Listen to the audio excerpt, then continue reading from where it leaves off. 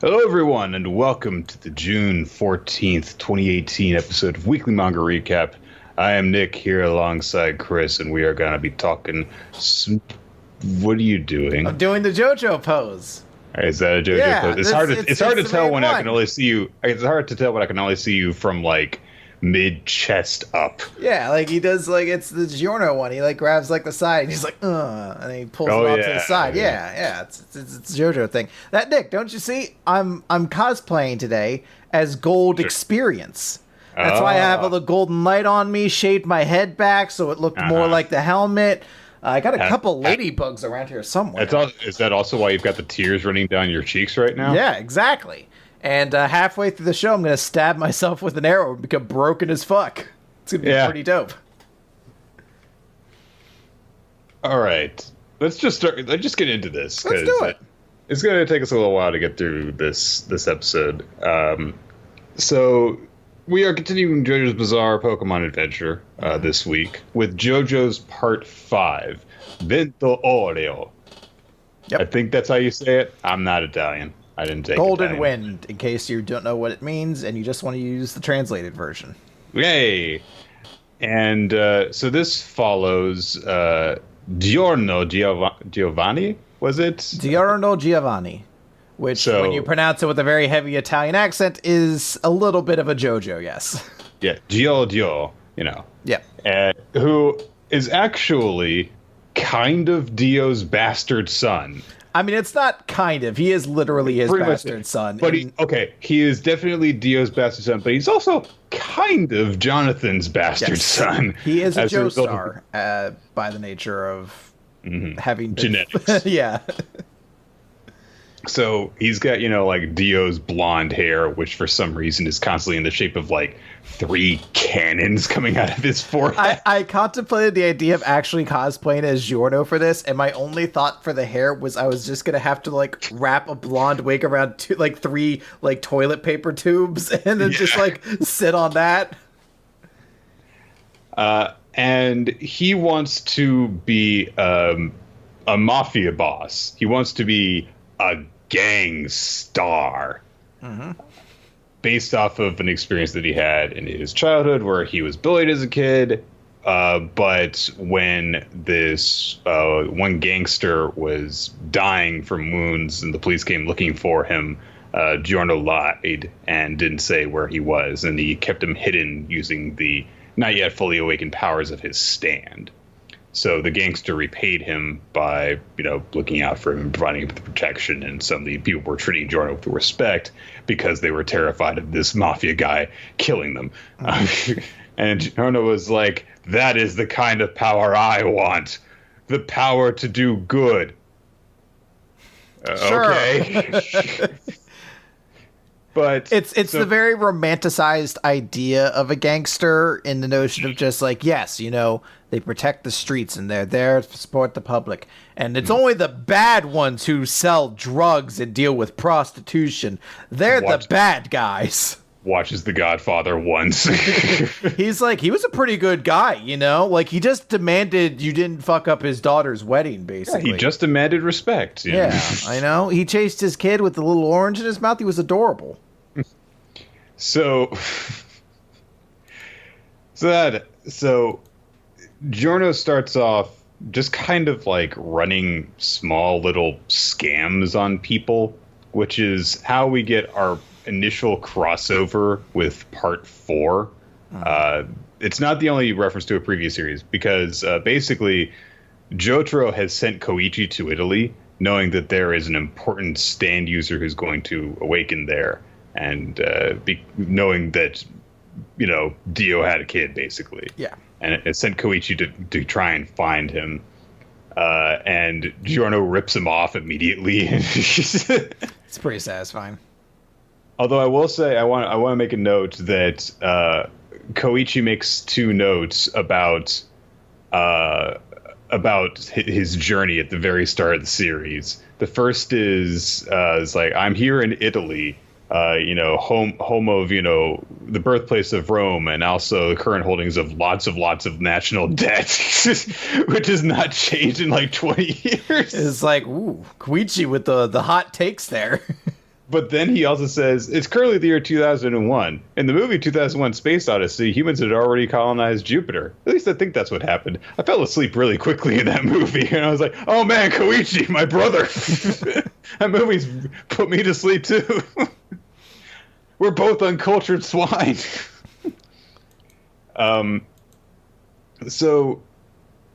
But Koichi does not really stick around for very long in the series. And in fact, even in the parts where he's involved very consistently, because Giorno gets involved with, like, a gang guy who he has to kill. Leaky-eyed Luca, I believe. Something like Leaky-eyed Luca, yeah. And so after he kills him, the boss of the area sends out a hitman to kill him, and the hitman is Bucciarati, who Giorno defeats, but he spares him because he recognized over the course of the battle that Bucciarati was, sparing certain people and hesitating in the presence of children, and Giorno's like, you have a good heart, I can tell. Because of that, and they end up striking up a companionship from there, and Giorno reveals to Bucciarati his plan to become the boss of the area, so that way he can do the mafia right, use it to actually protect people the way that they claim to. And Bucciarati's like, well, I also actually want to assassinate the boss, so let's work together, I guess. And Bucciarati's like, you have to go and do this in order to gain the area boss's trust. Giorno goes off and has a small adventure where Koichi gets involved. And then Giorno ends up joining Bucciarati's group, which is a total of 6 members, including Giorno. And they given their first, and then they go off, and basically Giorno killed the fuck out of the guy who tested him to let him into the mafia. Let's talk about Gold Experience, I guess. We're about to Gold Experience is easily the most complex of the main characters' stands in JoJo so far. It has rapid fire punches, like all of the JoJo main characters' stands do, seemingly so far. I mean, every JoJo, every like stand that has a physical shape like that is capable of doing that. It's to what degree, which I don't believe they ever state explicitly that Gold Experience Requiem, or Gold Experience rather, is one of the stronger stands. Like they specified that with a Crazy Diamond, shit like that. And we'll get to that into that later. But yeah, in terms of like the hero's strength, these guys seem like the biggest underdogs of the hero group, I think, so far. But anyway, the biggest underdogs. Yeah, and that nobody in the team feels super powerful. Yeah. Okay. I mean, Bucciarati is basically the heavy of their group through almost all the way through. Now you're excluding Fugo in that, I'm assuming. Oh my god. So we'll talk about that later. So, Gold Experience, he can punch people with it, and the series is kind of inconsistent with this part of it, because it establishes that if he punches people, then they get a boost of life force. So he only used this ability like once or twice. He can use this to disorient people because they get such a burst of energy that their perceptions outpaces their body. Mm-hmm. And they can't fight effectively. It's just like that bit in Mayuri's fight with Zalaporo in Bleach, where he gives him a drug that increases the reaction time so fast that he can't move his body effectively.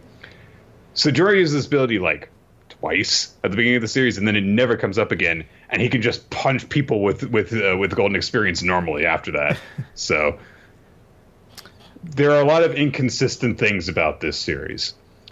But the primary thing that Giorno does with it is that he uses it to inject life force into things. He can turn inorganic objects, or dead objects, I guess I should say, into living things. He can turn them into plants, and he can turn them into animals.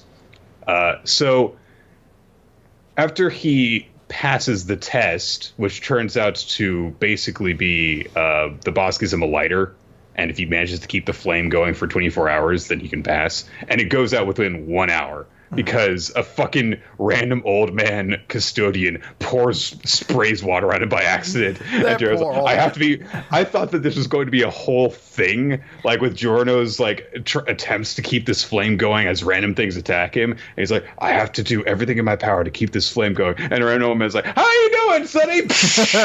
Like, look out! 1 hour in. And the old man's like, oh, sorry. Well, we can just relight it, can't we? Click. And a frickin' stand comes out because it's an automatic remote stand type that called Black Sabbath. About fucking time we got one of them. And the stand names this season kick it up a notch in like metal and awesome band names. You get Metallica, King Crimson, Green Day, Grateful Dead. Like bands are just like, how have they not made a stand out of Grateful Dead yet? Then we do get Beach Boys and Talking Heads, but the other classics are in there too. Spice Girls. Notorious B.I.G. Look, that's a metal reference, right? The best is in the next part when you get Limp Bizkit. That's maybe my favorite. That you're like, holy shit! I'm so stunned. Limp Bizkit was on the radar of Arky in this fucking like English music assumption or English. So basically, it's his stand is this guy's stand, Polnos or something like that. Whatever. His stand is programmed so that if someone relights the lighter after it's gone out, after he's lit it for them, then his stand appears and attacks them with an arrow. Which the idea behind this is very sound. If they are capable of awakening a stand, then they can become a soldier that fights for him that has supernatural abilities. And if they aren't worthy, then they were not going to, be an effective soldier for him in the first place, so it just kills them. So Koichi ends up showing up at this point, and he and Giorno work together to eventually pull this shadow-occupying stand into the sunlight and kill it. And then Giorno goes back to the guy's cell with the lit lighter and presents it to him, and the guy gives him this whole speech and stuff. And Giorno is like looking at this guy because, he is in a prison, but he's got, complete control over it. Super Kingpin style. So he's got everything he could possibly want. And then Giorno looks over in the refrigerator and sees some bananas in the refrigerator. And he's like, who the fuck keeps bananas in the refrigerator? And so he turns a gun into a banana and hides it in the refrigerator. So that when the guy tries to eat the banana, he ends up putting the barrel of the gun in his mouth, and it shoots him through the back of the skull. And it's like, Jesus, Giorno, you're hardcore as fuck. You cold-blooded asshole. It's pretty dope. It is worth... I don't know why I found this so satisfying, too, because the entire reason Giorno really does this is because Black Sabbath indiscriminately kills that old man because the old man wasn't capable of getting a stand. And, like, generally these kinds of characters, like the side people in the JoJo world who die to kind of show the deadliness of a stand, don't really get, like, people don't mourn them. But it's like the one time Giorno is just like, the old man! I will avenge you, old man! People randomly get dissolved and eaten by mold all through fucking Venice later. And they're just like, we have to keep going! Stay in the turtle! So, Giorno ends up joining Bucciarati's group. And that consists, of course, Bucciarati. And their first thing that they do is they go through a series of fights to uncover this guy's stash of money in order to acquire Bucciarati power so that he can become a capo, so that he can rise up in the rankings and get closer to the boss so that they can eventually assassinate him. So Bucciarati has sticky fingers is his stand. Anything that his stand punches grows a zipper where he punched it, and he can either zip it open or zip it shut. He can use that to create portals through things. He can use it to just tear people apart. He can use it as emergency medical treatment in case someone gets their hand chopped off, which happens more times than I counted. It happens a lot. Fortunately, between him and between Giorno just being able to create living tissue out of anything, they get through body parts and just have them replaced all the time. Because you're just like, here, have a new fist. He literally gives himself an eye at like the first time he uses the ability. And you're like, oh, it's pretty crazy. And it's then there's Narantia, who is this poor kid. Everything bad happens to Narantia in this series. I want to note, so I don't want to get too ahead of ourselves on a lot of things here, but I want to note that this was the part I kind of was going in with like the most negative expectations of this because I didn't have the greatest feelings of it before. And a lot of my initial feelings have been completely kind of swapped around. I have a much more positive interpretation of a lot of the parts I had negative feelings of before, except Narantia. Narantia is the worst. I fucking hated him when I originally read this, and 10 years later, he's still the absolute fucking worst, and I'm so glad he dies. Because he's so like he's just such whiny, a fucking he's a bratty goober. Fucking whiny idiot. Like he's just so fucking obnoxious. His stand is stupid. I hate it. It's like I know this seems like a weird complaint, but it's such an Araki stand where you're like, it doesn't make sense why it tracks carbon dioxide except to make interesting fights, but that's how it works. Like, why would it track that as opposed to heat or something? Whatever. Carbon dioxide, I could do more cool things with. You're like, fine, fuck it, whatever. I don't know, Chris. It's called Aerosmith. It operates on the air, see? Yeah, because that's the focus they have had with all the stand names, making sure they connect. It's a miniature propeller airplane that shoots stuff. And it has a radar that detects your breath. Then there is Mista, who is awesome. He is this weird, eccentric guy. He's like calm and collected in the most extenuating of circumstances. Keeps having his fingers ripped off, despite the fact that he is a gunman. Does not let it affect him. He's just like, give me more bullets, shoot him. But he's also crazy superstitious. So if any iteration of the number 4 is around him, he completely falls apart. He's introduced with like, they're in a restaurant and they're presented with a cake cut into 4 slices and he's like, no! If he's left with 4 bullets in his revolver, he gets freaked out. He's like, no, it would have been better if I just had 3 bullets. And his stand has like the most personality out of any stand I can remember in JoJo so far, because it's Sex Pistols and it's these tiny little bullet-shaped demons numbered 1 through 7 with no 4 because he hates the number 4. And whenever he shoots this revolver, they fly through the air, deflecting the bullets around so that he can hit his target. And he's just awesome. He's like the second most powerful member of the group next to Buchiarati. And he's a badass. I like him. Then there is Abachio, who is the least powerful member of the group. Like his stand has like no combat ability. It's not a combat focused stand, but it has a very powerful ability in a utility related way. Moody Blues, which basically he can have it impersonate, once they're in a location, he can have it impersonate someone who was there a certain amount of time ago and have it replay stuff. It's the ultimate, forensics detection thing. And they get a lot of really interesting use out of it. Which is actually, it's also appropriate for him because he used to be a cop before he became a gangster, but he became a corrupt cop and his partner got killed as a result of that. Then there's Trish, who is the gang boss's daughter, his estranged daughter, who has no personality to speak of for like the first half of her involvement in the series. And then all of a sudden has a nice actually story happen with her as she suddenly like decides to become a character and care about people around herself. Because basically she explains like she's always known that her father rather has never loved her because he was never there for her, and she's just kind of always known instinctively.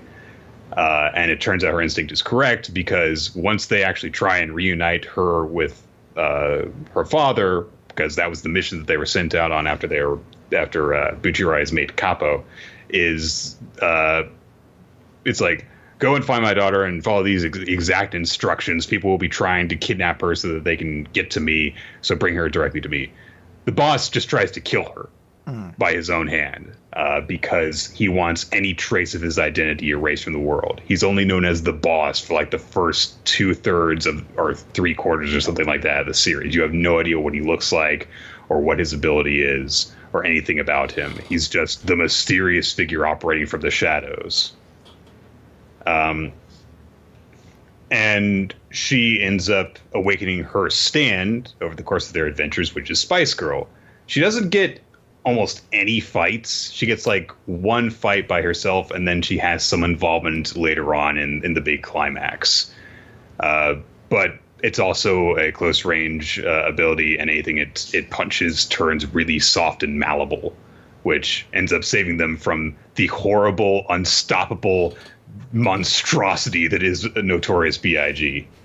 It's a very satisfying debut for her, honestly, because everyone's gonna die and she saves their asses. So it's cool too. It's the first time we've gotten a female character that has like a standard sort of stand like that, like a combat kind of focused stand. Like we did have Yukaku last time, but her stand was her hair.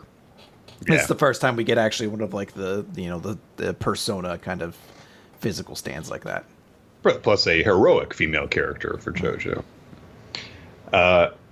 And then there's Fugo. So, all right. So Fugo has arguably the most powerful stand in almost the entire part, which is Purple Haze, which just, when he brings it out, it just releases a flesh-eating virus all around itself. And if you get near it, it slowly creeps through your body and kills you, and there's nothing you can do about it. Literally, like, Giorno gets infected with it in order to save the day the first time it appears, the only time it appears, and then he has to chop his hand off and use his stand ability to just grow a new hand for himself. Otherwise, it would have crept through his body and killed him.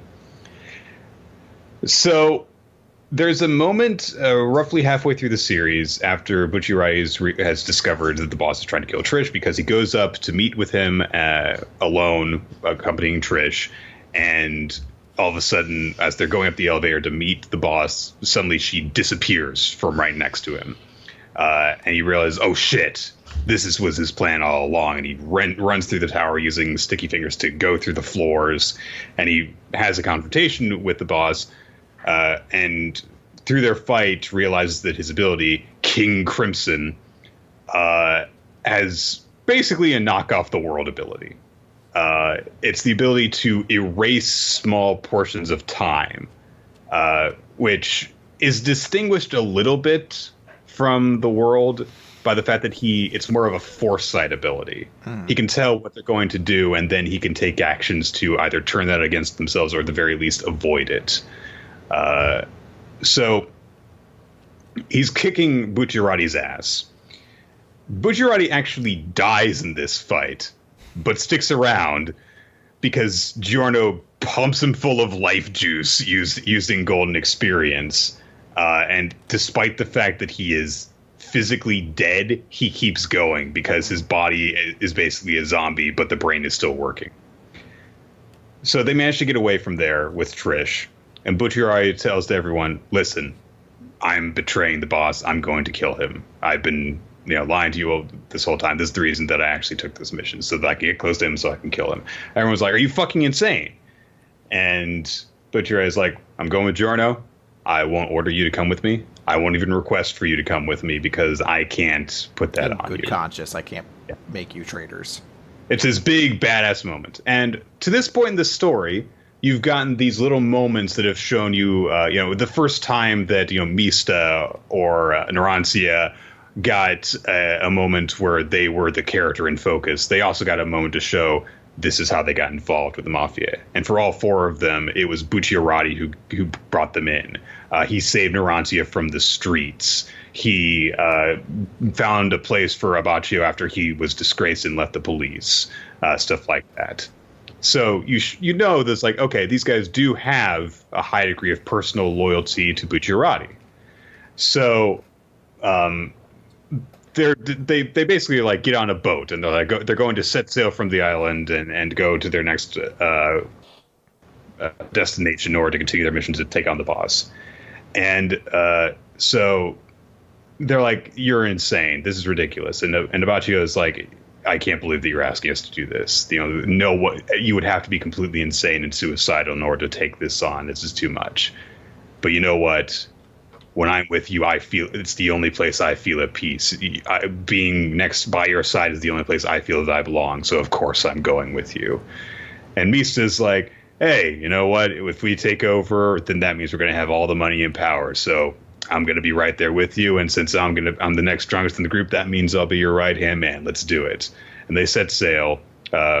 Just the four of them, and Narancia and Fugo are left on shore.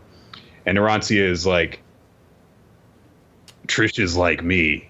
She's been betrayed by people that she trusted, and she's been hurt. We're kindred spirits, so I can't leave her on her own." And he decides to swim out after the boat and join them too. And Fugo stands there and never shows up again. So I want to speak to this because I've been spreading misinformation about this for a while. The way that I had heard this, and I believe I've talked about in at least Q&As, was that Araki realized that Purple Haze was too powerful and he couldn't kind of keep him in the group, and that's why it didn't happen. That's not the case. Originally, that was what I suspected. So what is the actual reason then? Originally, Fugo was going to betray the group. He was going to be a spy for Diavolo, but Araki realized that it would be too emotionally heartbreaking to have Giorno have to kill Fugo. So he decided to have him not join the group there and display his betrayal in that way. Ooh. And then essentially there's an entire spin-off novel later on called Purple Haze Feedback that's all about him trying to redeem himself from the guilt that he's been feeling for not joining the group in that in leaving Passion. So there's an entire story there. I did not get to read Purple Haze Feedback prior to this. I really wish I'd had the time, but I couldn't get in there. But I did read the general synopsis of it, and it actually does give you a happy ending to Fugo and kind of ties it together and everything like that. But yeah, it's a bummer because he's just there for no reason. Well, it's a shame because you wish if that had been the case that he had still found a way to come back towards the end for some reason. But I think was expecting him to show up in like the final confrontation or something like that, and be like, "I'm sorry but I'll be here with you by your side now." Yeah, nope. I hoped it would, but I think the problem was that because he was created with the idea that Giorno would kill him, he didn't account for all right, well, how does this character, he's such a destructive and difficult stand to work around that having him been around when Requiem showed up would have just resulted in, you'd had to really write around the fact that he wouldn't have killed everybody because they kind of note that's what his stand does. Yeah. And Requiem makes your stand stronger and makes you lose control of it. So it's a dangerous sort of area to be in. I understand why it happened, but it is a big disappointment because he's my favorite character in the part of that group. I like that he was built as sort of this very, they mentioned he's a genius IQ character, but he's very calm and very focused on. It was kind of cool seeing a smart character with the strong stand. This is the opposite of Okiyamu, where you're this fucking idiot's got the strongest stand in the world and he doesn't know how to use it. And then you got Fugo who's oh, I know how to use this shit. And then you don't see him ever use it effectively because the one time that he brings it out, he's separated from it, and so it starts to go crazy. Yeah. I think that the easiest way for me to talk about this is the part that I had probably the most fun reading. Okay. I really liked the dynamic of the series of these 5 assholes going around. They're good people really deep down, but they're also bastards. The second time, really, you see the group working together is after they've taken out this assassin that was sent after them, and they're interrogating him. And the way that they're doing this is that Bucciarati has detached his head from the rest of his body using his zippers. And so they're interrogating the head while also stomping the fuck out of the rest of his body. And they take a fish hook and hook it through his eyelid to hold his eye open while they direct sunlight through a magnifying glass to his open eyeball. And meanwhile, they're tell us who sent you and all this stuff. But while the guy's mouth is zipped shut, it's Jesus Christ, you guys are monsters. There is definitely a different tone. I guess this would almost be what you'd consider like the Suicide or the Suicide Squad or like the Thunderbolts or just like the sort of more like anti-hero JoJo, which makes sense. I mean, our main character is the son of like the major antagonist of the JoJo universe. So it does kind of play into it, like having darker sort of heroes. Yet, oddly enough, it's one of the more like most optimistic series of this because I want to specifically talk about Giorno now. Because he was the character that going into this, I was expecting to just be like, to have my feelings kind of reaffirmed. Advisory. I haven't read this series since I read it first, which was probably about like 10 years ago now at this point, maybe a little less.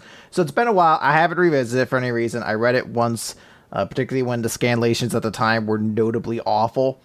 And came away from it with the feeling that Giorno was just a boring character. He's sandwiched between two much better JoJos in my mind, so it made him feel worse in comparison.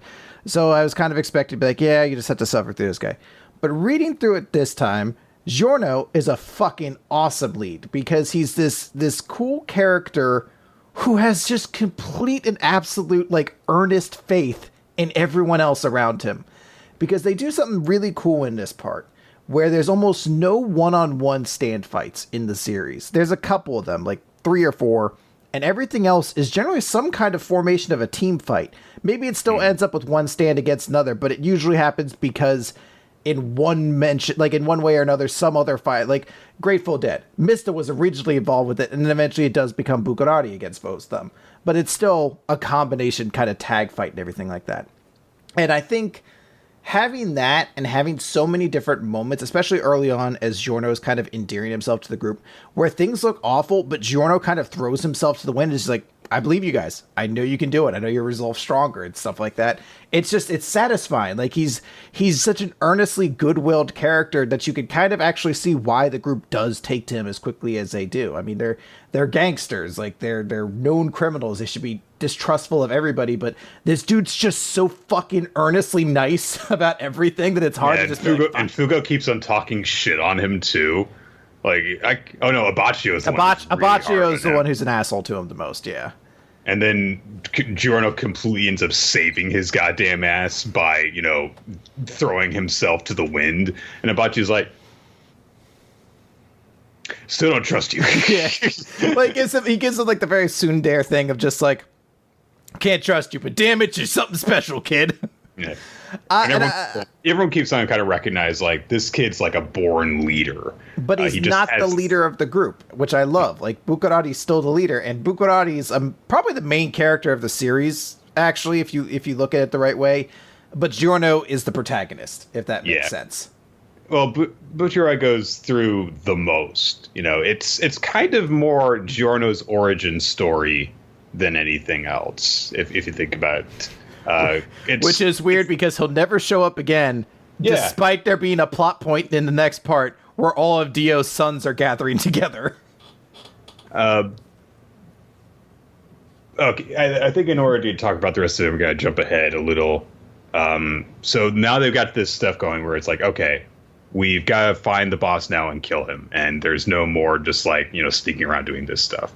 So a mysterious figure ends up contacting them, and is like, I can help you. I know that this man has been trying to hide his identity for so long, and he basically finds them because they. It's actually a really, really sad thing. We're first introduced to the boss, Diabolo, when he's not looking his best, basically. Because it turns out that he has this dissociative identity disorder. And most of the time, he takes on the persona of this very weak-willed, cowardly, unlucky little asshole. I want to interrupt for something just real quick. I want to note a character trait of his that I completely forgot was a thing. So because he has this personality disorder, when the actual evil, like fully evil, like main villain character personality, Diavolo, needs to talk to him, he'll like start miming like a phone ringing that he has to pick up, but it's never a real phone. And the best one ever is he's sitting there doing the ringing phone and he's staring at a woman who's just eating an ice cream cone, and eventually he's like, Jesus Christ, you're gonna answer that? And then he just grabs it out of her hand. He's like, hello? Like, he's so irritated and just grabs the ice cream and slams it against his head. He's like, hello? Yes, thank you. Somebody picked it up. My favorite, honestly, is when he's on the plane. Oh, yeah. And he's like, okay. And he got a toy phone that he's borrowed from the little girl sitting next to him. It's like a Marvel movie thing, because he hands the phone back to her, and then she picks it up. She's like, hello? like it really is like like an Iron Man beat or something like that. So he ends up encountering an assassin who also wants to take him out because he's the mob boss. He's made a lot of enemies. And they have this whole fight, and he manages to kill the guy, but he's incredibly weak afterwards. So the rest, Bucciarati's group happens to come to the same location because they're looking. It's the house where Trisha's mother raised her. So they've come here to look for clues and to try and figure out what his identity is. And that's the reason why the boss is there. That's the reason why the assassin was there, because they knew that they were all headed that way. So they use Abbacchio's ability to go back years and years to the point where the boss was actually there so that they can actually determine his identity. But despite the fact that he's heavily wounded, Diabolo manages to sneak around and kill Abbacchio right at the moment where Moody Blues has managed to take on his form. And in his last moment, Abbacchio manages to create a death mask with Moody Blues' body. Basically, he just fucking slams it into a headstone so that it leaves an imprint of Diabolo's face and his hand down to the fingerprint. And they get this really big, sad send-off for Abbacchio, because like he meets his police partner who he got killed, meets him basically on the gate at the gates to the afterlife, and he's like, "I'm sorry, my actions got you killed." And the guy's like, "Well, you dedicated yourself to the truth the way that every police officer should, down to the end, and you dedicated yourself to your friends, so you've done good, Abbacchio." And they have, a silhouette of him, appear over the course of the entire island, but everyone's like, Abbacchio. None of the other characters who die get that. Well, Bucciarati does, but anyway. When Narancia dies, they're just like, oh, Narancia. I keep forgetting. Anyway. Every time I, even rereading it, I was like, does he die? I keep forgetting because it's such a non-eventful death. It's almost like, Narancia, no! We got things to do, guys. Let's keep going. Jonah's like, oh, well, I'm going back to my body. Yeah, he's just like, this is convenient. Whoop. So they use this to try and look up information on him. They're trying to access all these computer systems to see if Diavolo's fingerprints are anywhere in any of these systems, and it's not. He's deleted all evidence of his existence. But someone is monitoring this, and he reaches out to them and contacts them. And he's like, I, too, have been seeking this person whose identity you're trying to verify. And they go through this whole thing. More assassins are coming after them. They end up meeting him in the Roman Colosseum. And it's fucking Polnareff. It's just like, hasn't shown up since part 3 and randomly now has an artificial hand, eye, and legs because he had a confrontation with Diavolo who fucking wrecked him.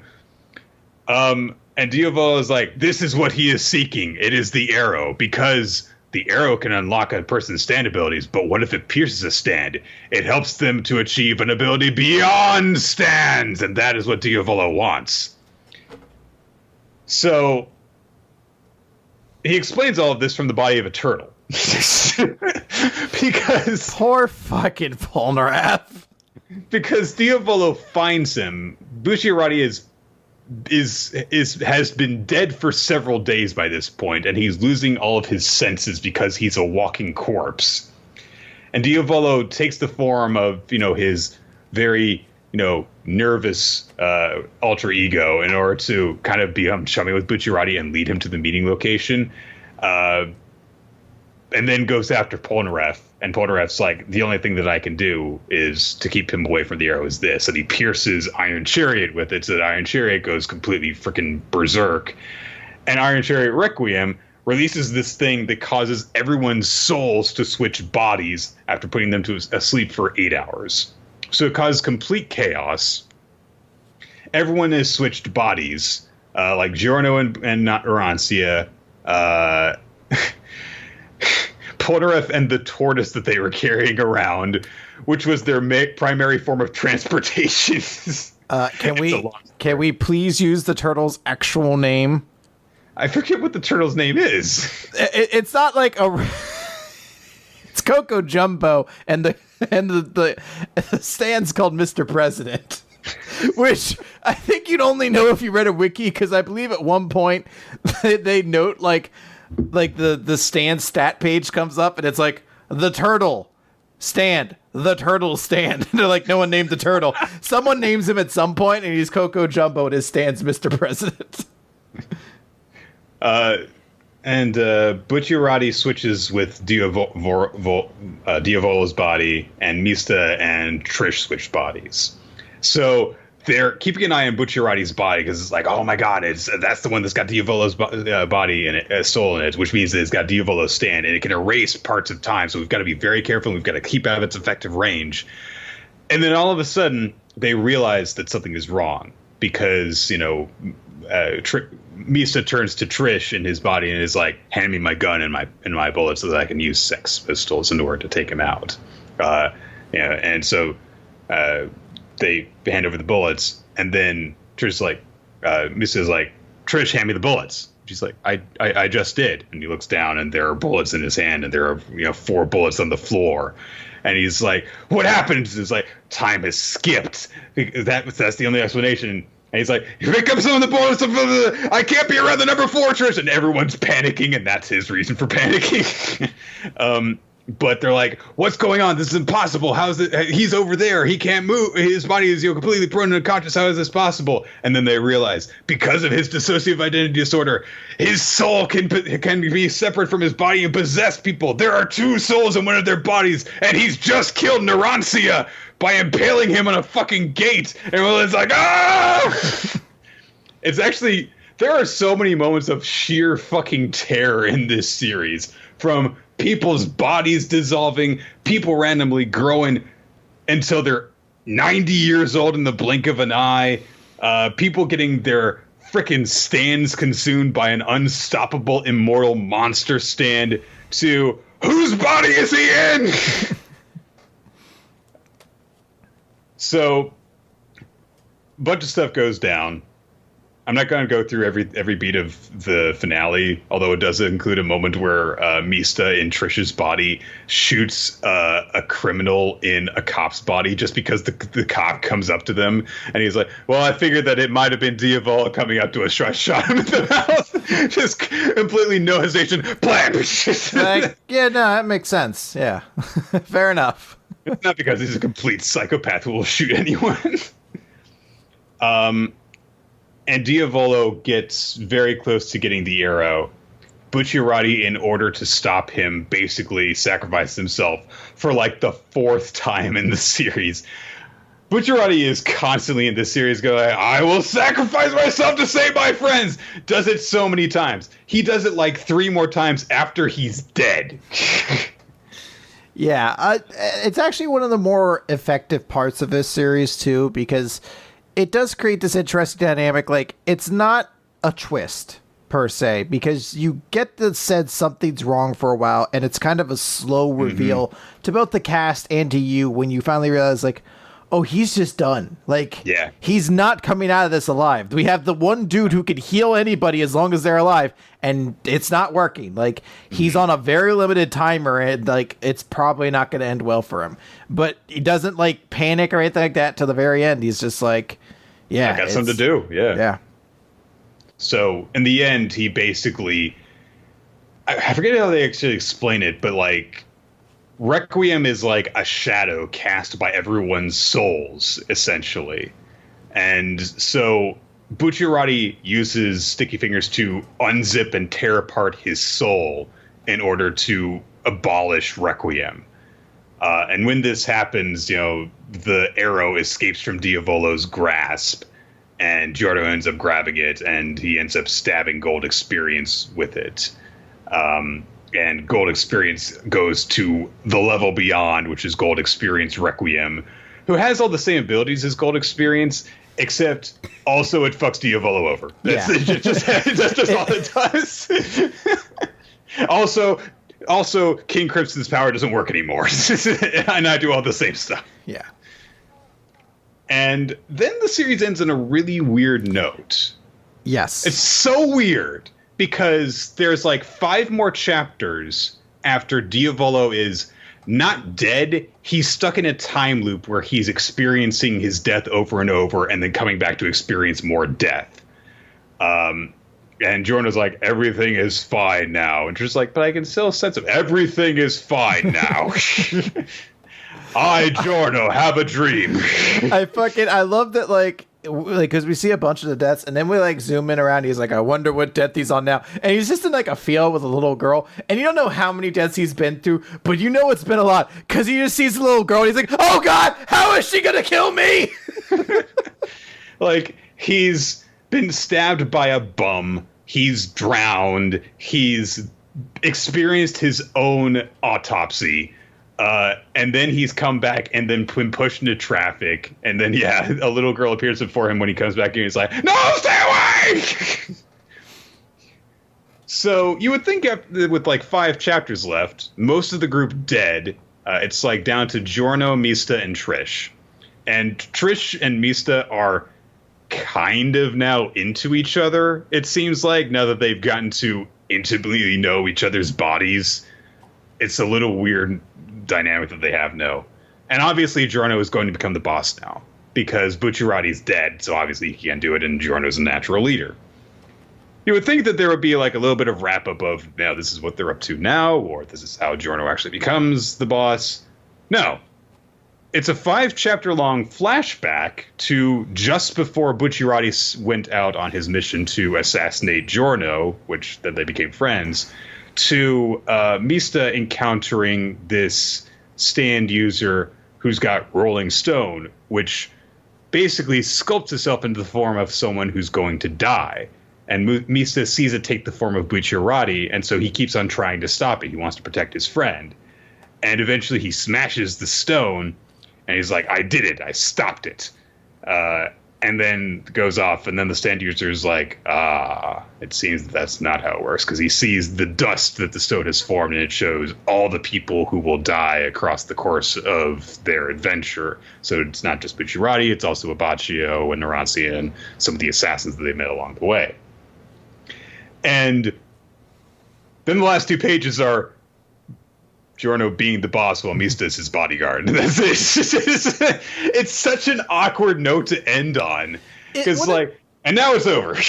It would have been fine, because quite honestly, none of the parts of JoJo really have that prolonged of a thing. I guess if you count the whole, like, hospital ride with Jonathan, or with Joseph in part 3 as being, like, a little bit of closure. But honestly, like, they get to the airport, they walk away, the end. And then part 4 is just, like, kind of a wrap up for everybody. It does give like a full chapter to it. This one has it, but it is an odd chapter, and I really don't know how to describe it. I have to assume this was, because it's not like an extra chapter you can choose to ignore. Like, it's literally placed in between Diavolo being killed and then that being there. Like, it's a strange way it's kind of paced out, and I imagine it's maybe just an artistic decision on Araki's part, because he has at this point definitely become a lot more experimental with a lot of his things. I'm not a smart enough person to analyze everything in here. I'd love somebody out there to maybe explain if this connects fully with all the themes of everything, if it explores everything. I mean, it does present some interesting questions, I guess, because the stand Rolling Stone is interpreted to, it turns into somebody who's going to die soon and presents them the opportunity of a peaceful death as an alternative. So maybe Bucciarati was going to die one way or the other soon, and had he done that there, he would have only died, but maybe there had been more casualties down the way because he wouldn't have gone on the adventure. And that's why, by defying fate, more lives are, cast in the dust afterwards. But, how many more people are saved because Diavolo is stopped? I don't know. There's something I think definitely up to interpretation, but it's an awkward note to end things on. I think kind of adds to why people have problems with the ending of part 5. The two stands involved are kind of confusing in a way. Polnareff comes back to get killed and put into the body of a turtle for the rest of his life. It ends in this weird... I feel so bad for that turtle. That little innocent turtle is now dead. It's definitely an odd place to kind of end things at, but I don't know what else to really say. I definitely don't love it, but I mean, it's there. I can't do anything about that. I will say that I really enjoyed reading this part. I had a lot of fun. There are a lot of exciting moments. I love the fact that other than Bucciarati, like, they're constantly overpowered by their enemies and they have to find smart ways to beat them. There's a whole fight with the guy using White Album who can just lower like everything around him to absolute zero. So it's Giorno and Mista trying to fight this guy, and Giorno's ability is almost useless because he can't grow anything when it's absolute zero. All organic stuff that he grows just dies immediately. And Mista is having a really hard time fighting the guy because he's constantly covered in this suit of armor, essentially. And so they're just constantly running away from this guy while trying to find a way to beat him. And so it really feels satisfying when they finally do manage to punch through to the one weakness of his armor. And Mista basically just like mans the hell up and ends up constantly shooting himself in order to push this guy's neck through a spike. And then he finally falls over, and Giorno's like, I had faith that your resolve was strong. And then he punches him a whole bunch in order to drive this guy's spine through a spike. And it also features the most prolonged fuck this asshole punch him to death scene. It's literally longer than the Yellow Temperance guy, which is surprising. I think it's 4.5 full pages.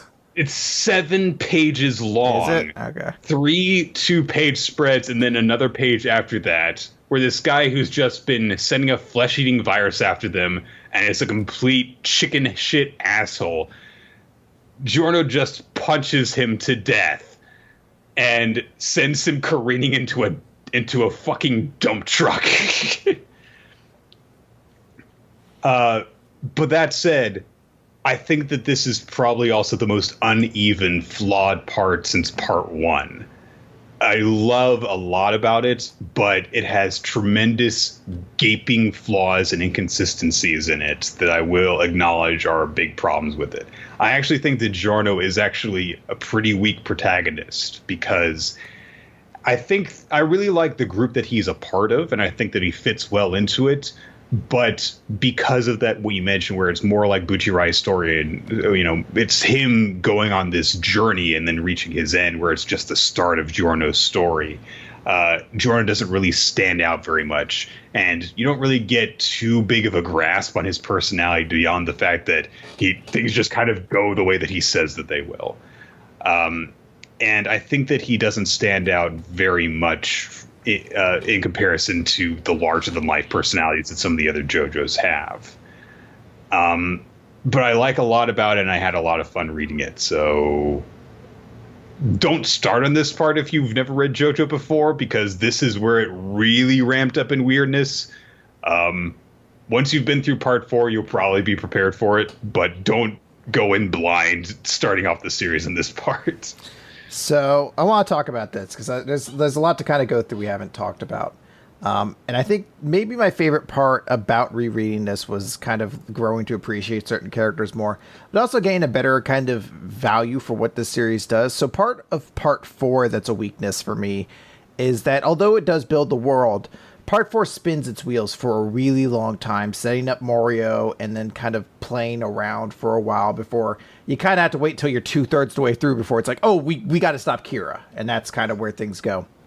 With this part, from the beginning, they have a goal. It's to stop the crime boss Apasion, and just different elements pop in to interrupt that. We have to bring her daughter, and that'll be our chance to meet the boss. We've betrayed the boss, and now we have to hide and figure out some way to counter his awesome ability. We think we know who he is. we have somebody always offering us a chance to get to beat him, but we need to find this person first before he gets killed, or find out what his ability are. There's a lot of just cool elements to that long, straightforward sense of progression that still put twist in it. So it's not like part 3, which never really twisted. It was always get just to Egypt. Railroad, yeah. But there's an actual difference here. This part has some of the best stand fights in it, and as I said before, I love that so many of them are kind of team based, which is a really awesome element. I forgot how crazy some of them were. The Grateful Dead and Beach Boys fight and the Man in the Mirror fight are like back to back, and they are amazing. Both of those fights are fucking incredible. But as you said, it's an uneven part, and those are then kind of sandwiched around really awful fights in my mind, like the what's his name? Little Feet, Talking Head in the Clash, and this will probably be the one most people disagree with. You just don't like that because it's a Narantia fight. No, 100%. Yeah, I mean, they're not interesting. He's not an interesting character to follow. He's annoying. But I also hated White Album. I remember finding that to be such a frustrating fight and so obnoxious in that character that it wasn't really he's an annoying asshole, yeah. It was just one of those things I just did not get into at all. So, there's some rough ones in there, but again, there's some really strong parts in there. Green Day versus Oasis has a part that I forgot how awesome it is, where he's trying to hop onto the helicopter and he gets it broken, and he gets pushed out, and he just has one of the Sex Pistols with him, the only one that hasn't been basically captured and held hostage, and the one just throws him a bullet that he turns into a huge branch that just launches itself into the helicopter and lands so he doesn't fall any lower and immediately get killed. It's a moment that I'm immediately when that gets animated, that is going to be fucking pimp, because the music to pop in right at that moment, and that's going to be it's the turnabout. So I really love those. There's also a lot of really good villain teams. There's pairs of assassins that use their stance to work together. Like you said, the Talking Heads and the Clash would work together in order to one basically manipulates the group into going towards bodies of water so the other's giant shark can eat them. The Clash is a great stand. The Talking Head part was just I put a tongue in your mouth that talks and makes you tell lies. And one side of this team's really doing the heavy lifting in comparison to the other. No, I tricked them into walking into the shark's mouth. But yeah, Green Day and Suka is one just creates this flesh-eating mold where the lower you go down, the more rapidly it gets you, and the other causes everything to turn into mud so that you sink down into it. And then individually, they're also really intimidating fighters. And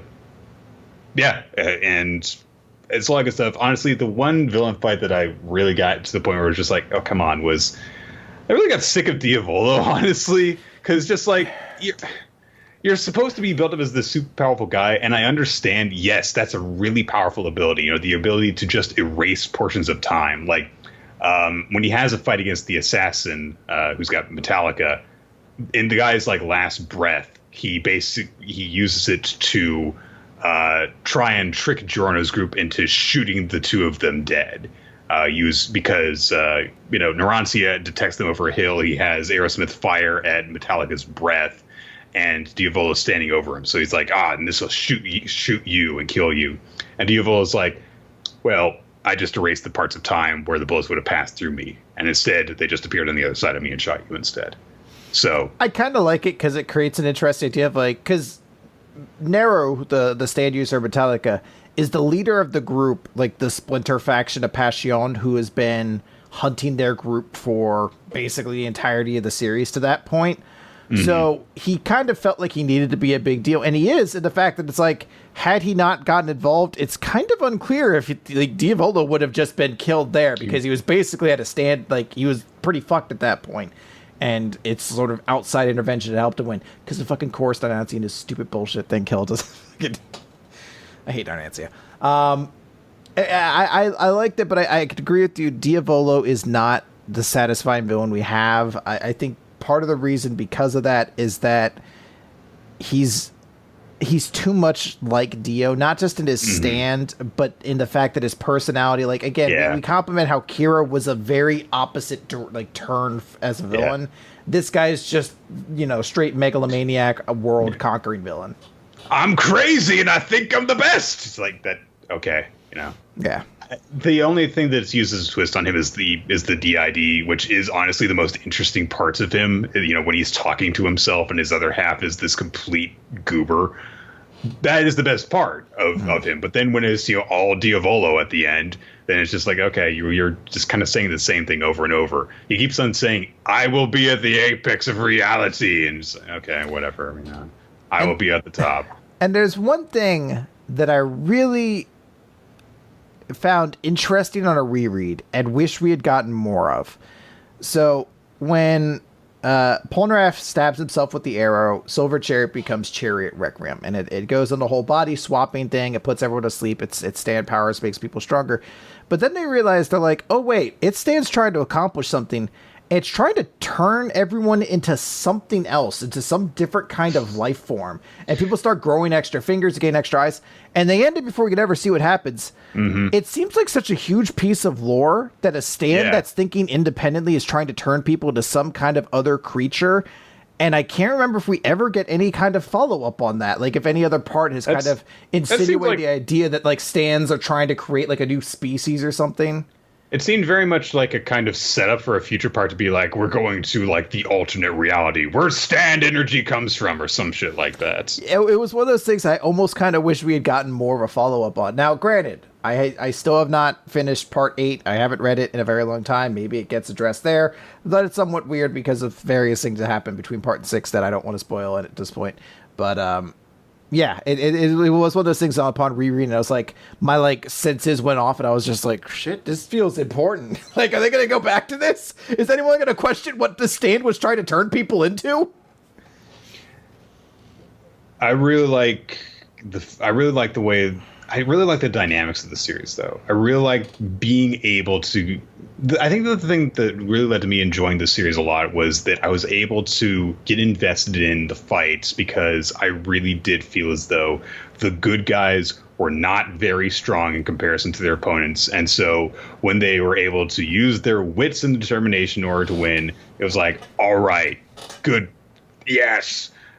There's one moment pretty early on when Beach Boy, his ability is that he can use a freaking fishing rod to hook into people's bodies, and the hook travels through them and tears out their throat or stops their heart or something like that.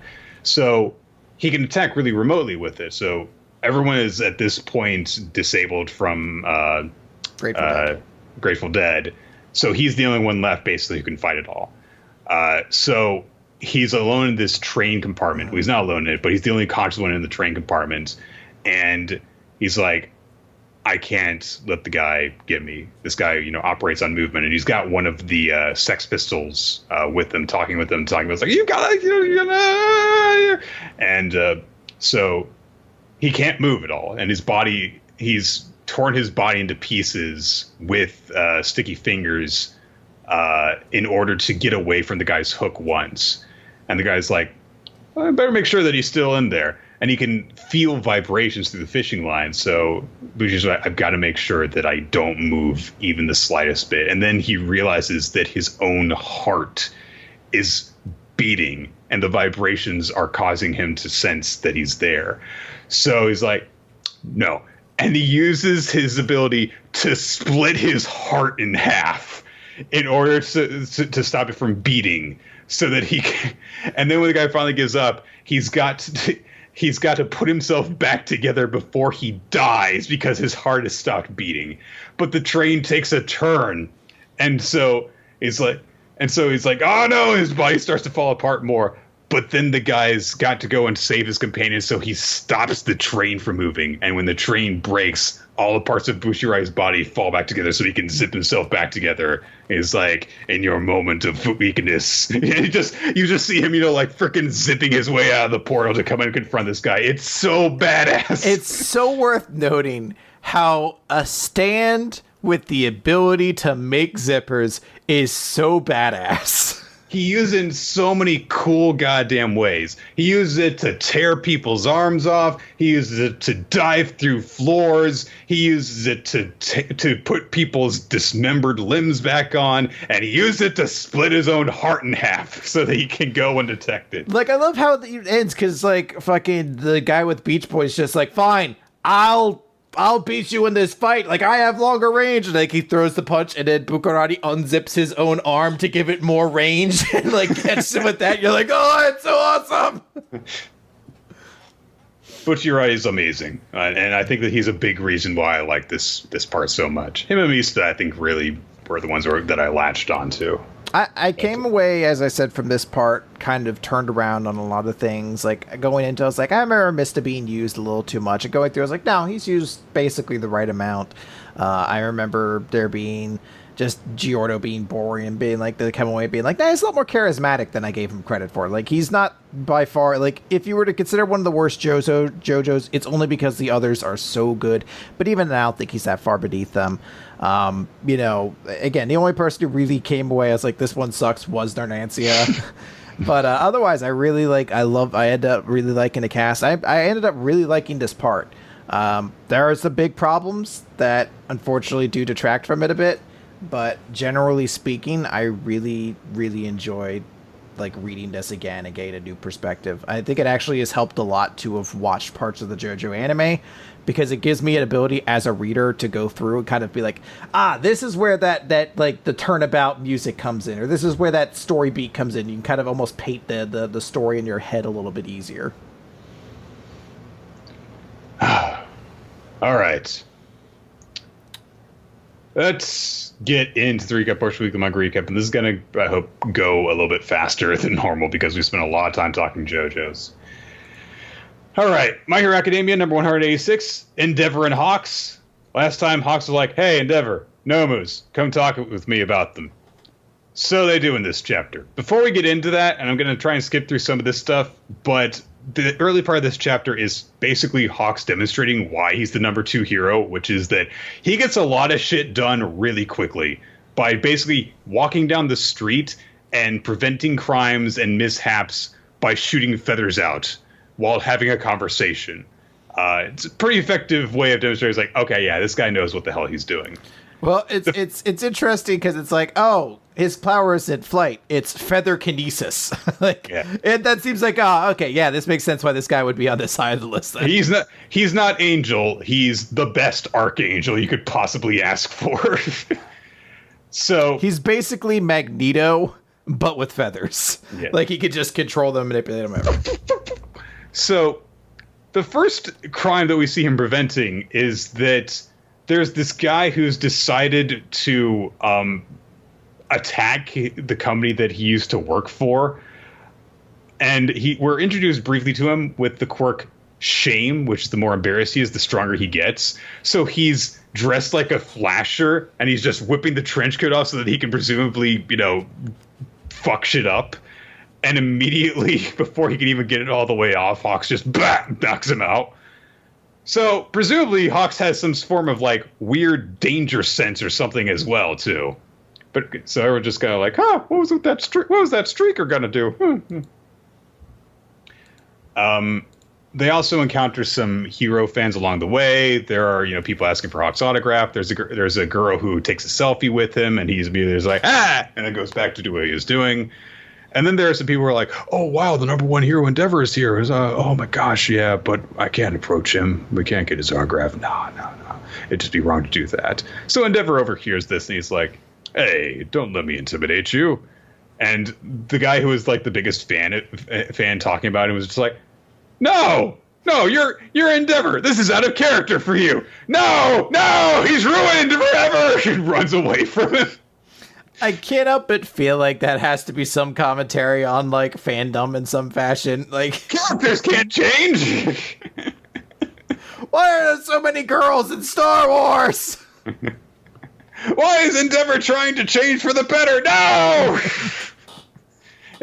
I will say it's going to be weird getting used to awkward dad Endeavor as opposed to abusive dad Endeavor, but He is trying to change because characters can change, basically.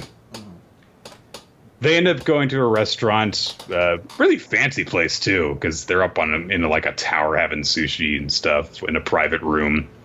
And Hawks explains that he's heard the stuff about the Nomu in the area. They're just rumors at this point, and he explains, I don't know if there's any proof anything to these rumors. So it would go a long way if the number one hero were to be the one to look into these and then tell everyone that there was nothing to worry about. Puff out your chest, give them the message, while I sit back and do nothing. Because despite being able to do a lot of stuff, he's apparently lazy, I guess. Yeah, he's a pretty big shithead, actually. The last note that he leaves the conversation on before they get interrupted is, I want to make the world one where heroes have time to kill, because I'm lazy. At that moment, a Nomu comes crashing through the window, very kind of dragon-looking almost, and it demands who is the best, who is the strongest, and wants to face them. So Endeavor's like, all right, here we fucking go. Tells Hawks to get the waitress to safety, and goes flying through the window, punching the Nomu out with a fire fist punch thing. And he's like, let's do this! And that's where the chapter ends. So I actually don't know if I really like Endeavor's chances in this fight. I feel like he's going to win, but it's going to be not great, honestly. I don't know if I don't imagine this is going to be like, yep, and that's me, the number one hero. I'm awesome. It might be a challenge in him trying to be the kind of hero All Might was in this, but I do think it's pretty cool. Like, I love the end of it where he's just like, good, because I want to fight, and he uses like this big fire attack. And then I guess he just uses like shoots flame out of his feet to make like jet boots. Like, he's like, yeah, you can do that. That's how fireworks. Why not? I'm like, all right, fair enough. Hey, Azula does it in Avatar. Yeah, Avatar had perfect science. Yes. All right. Let's move on quickly then to Food Wars Shokugeki no Soma 266. Soma and Megumi's Hot Springs Case Files 02. The Scent of a Shokugeki. Because of course this is going to go into a Shokugeki. Why wouldn't it become anything different at all when they're not at the school where Shokugekis happen? You could do that. Why not? So last time we left off on the note of they were staying at this Hot Springs Inn place, but they were sharing a room and Megumi was all nervous. And things start off with like the implication that like naughty things are happening, but then it turns out that Megumi's just dreaming about Soma insisting that she eat more because it's Food Wars. This girl's got to get better wet dreams. Come on. She's dreaming of... like, you better upgrade your fucking libido there, girl. She's dreaming about her love interest doing things to her while sharing a room, and it's just serving her food. And Megumi's is like, oh, I guess I was just so tired that we both fell asleep instantly. And then we see that Soma is actually helping out around the place with preparing food and helping stuff out and everything like that. I'll be honest, I didn't take in a lot of the details of this chapter.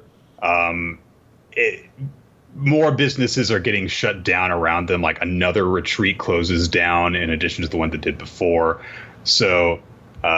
and then Soma comes across the most suspicious man on the street. He's like, I didn't cause it to shut down. What I do like is that he's American. Yeah. Like, and super American. He's like, well, bro, like, we're going to be doing I'm in Japan. He's like, oh my God, bro, look at all these sweet ramen restaurants. It sounds super good. I can't wait to eat all these things. Have you guys listened to the new Sum 41 soundtrack? Oh my God, are they doing a Warped Tour here? Time to penny board down the streets. Do, do, do, do, do, do, do, do. I hope he makes burgers. I hope so badly his specialty is making big stupid cheeseburgers. Or like he's like, I was sent here by IHOB. Or like American Chinese food. all of the restaurants have to become IHOBs. Not just the IHOBs. Every other restaurant must become an IHOB now. Yeah. It's part of the rebranding process. Everyone's an IBOB. So Soma, kind of just peeks through the windows of the new place that's closed down. He's like, there are place settings for 3 people here. If I didn't know any better, I'd say they just had a shokugeki, and that's why it's shut down. And then the last 2 pages are cheesecake! Megami is in the bath, relaxing, and there is narration saying they're headed to a shokugeki, basically, because the 3rd incident happened right at the very end we were staying at. Dun dun dun. I was so confused at first because I thought it was a different girl in the second shot of the bath. Because she has heavy, it looks like she has heavy eyeshadow under her eyes. It's like, is this a new character? Is this someone supposed to? Oh, it's just Megumi in a different pose. Apparently, she's very unimpressed by the rubber ducky. She's like, fuck this rubber ducky. It just brings out all of her subdued, pushed down malice. Like, fuck you. I fucking hate this duck so much. Rubber ducky, you're not the one. Anyway, Dr. Stone! Z equals 61. Time to get stoned! Literally, because the Stone Wars begin. So that super evil plan that was going to send Gen and Senku into hell that he mentioned last chapter doesn't seem that bad. No. Yeah. So Gen starts to explain the plan to Senku, and he's like, okay, so one of the biggest reason why people have been drawn to join Tsukasa's army is not the food he's offered them. It's not, the beauties that they could be. It is, Tsukasa himself. So it's because of his great charisma, despite the fact that, he's just a high schooler, because he was already famous when back in our time. So in order to bring him down, we need someone just as famous, a charismatic icon of our own. And he whips his hair back, and it suddenly gets really long and blonde. And he's like, I'm Lillian Weinberg. And immediately Chrome's like, why is there a lady up there with them? Because he's listening in on everything. It's like, Chrome, you smart idiot. So like, okay, well, it's pretty obvious that you are a guy. And Gen's like, that's true. But what if we used the sound quality that you had before, a rough sound quality, so that I could be mistaken for the real deal?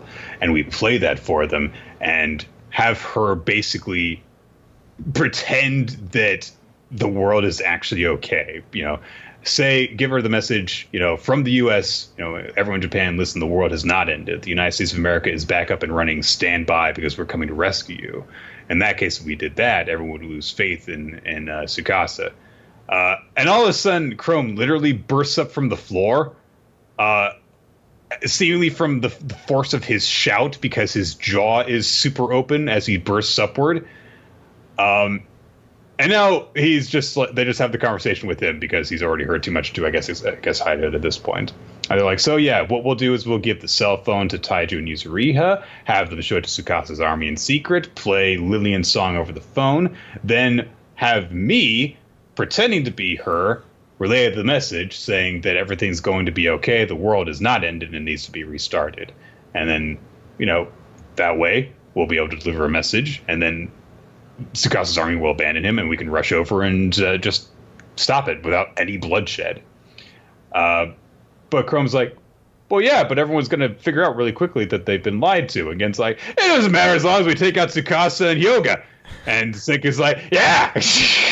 I do love their earnest belief in this dude. Like, that's the best strategy.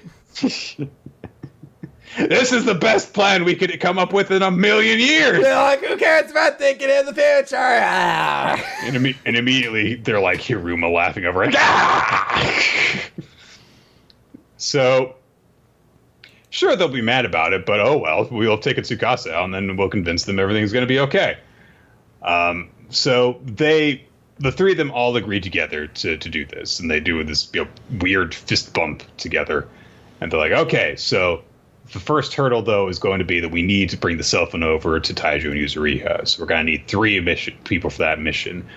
So we're going to send Chrome, we're going to send Magma, and we're going to send Gen. Gen, of course, will guide them. Chrome is going to be the technical know-how, and Magma is going to be the one who will fucking carry the goddamn thing.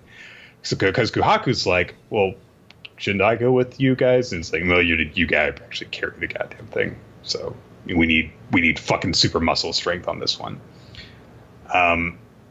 Kawaka points out, like, what about Tsukasa Scout Homura? Because she'll see everyone going from that point that she's set out. So if she catches you guys setting all of that stuff up, then she'll report everything and the plan will be ruined. And Kawaka's like, maybe you could, like, you know, outrun her with your super speed. And Magma's like, I've got to carry this. So their plan is instead, we're going to create sound bombs so that she gets distracted by lots of explosions. And that's how the chapter ends, with them setting off a bunch of boom, boom, boom, boom, boom. She's like, oh, shit! And then everyone run, and then the expedition team sets out with the cell phone. That's Dr. Stone this week. Yeah, solid chapter. You know, we're gonna see what happens. It's interesting to have a plan proposed that ends it without fighting, because that feels very in the spirit of Dr. Stone. I'd be very curious to see if we actually get like a real fight of any kind. But parts of me say like there's just no chance this works out. Like, it feels like this plan's set up way too early in advance for this to work out flawlessly. A lot of the things that we've seen in Dr. Stone, it's like, well, no, there's probably going to be some monkey wrench through in that plan so that it doesn't resolve itself too quickly. And then it does resolve itself really quickly. Yeah. But this one, I think, is a little bit too high stakes. And I think that something is going to have to happen to throw this off course. Otherwise, I mean, I wouldn't be upset with everyone just being like, and now we do another scientific innovation as we build back towards society. I wouldn't be too upset with that, but it would take a lot of the, you know, dramatic tension out of the series to have no Tsukasa army in 10 chapters.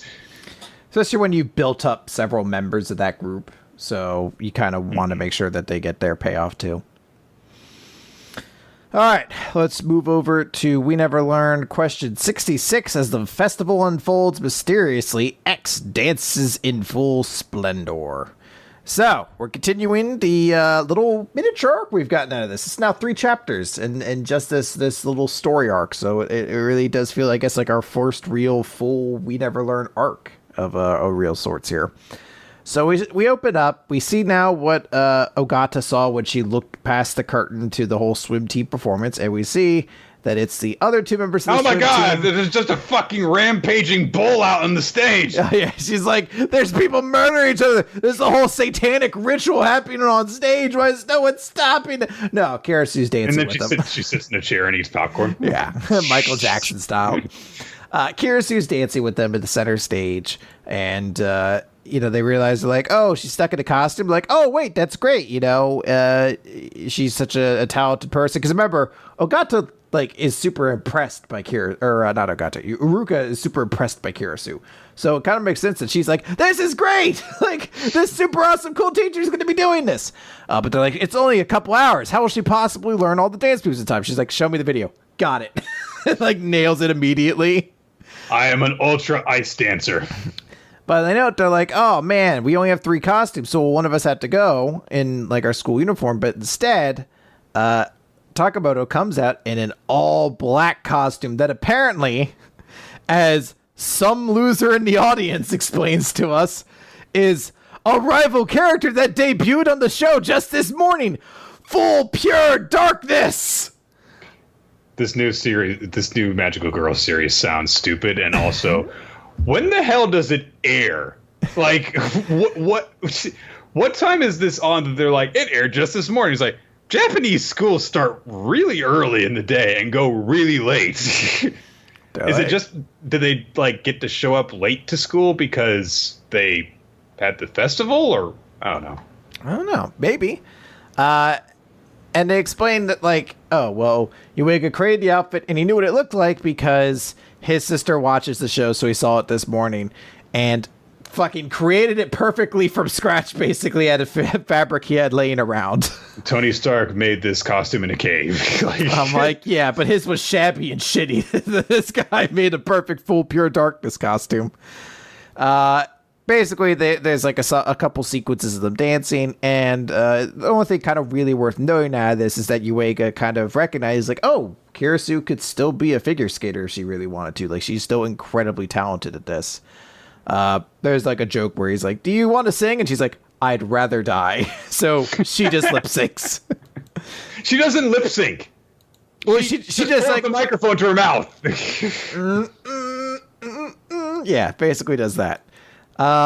Then it ends with them all doing a big ad for Agata's udon noodle shop.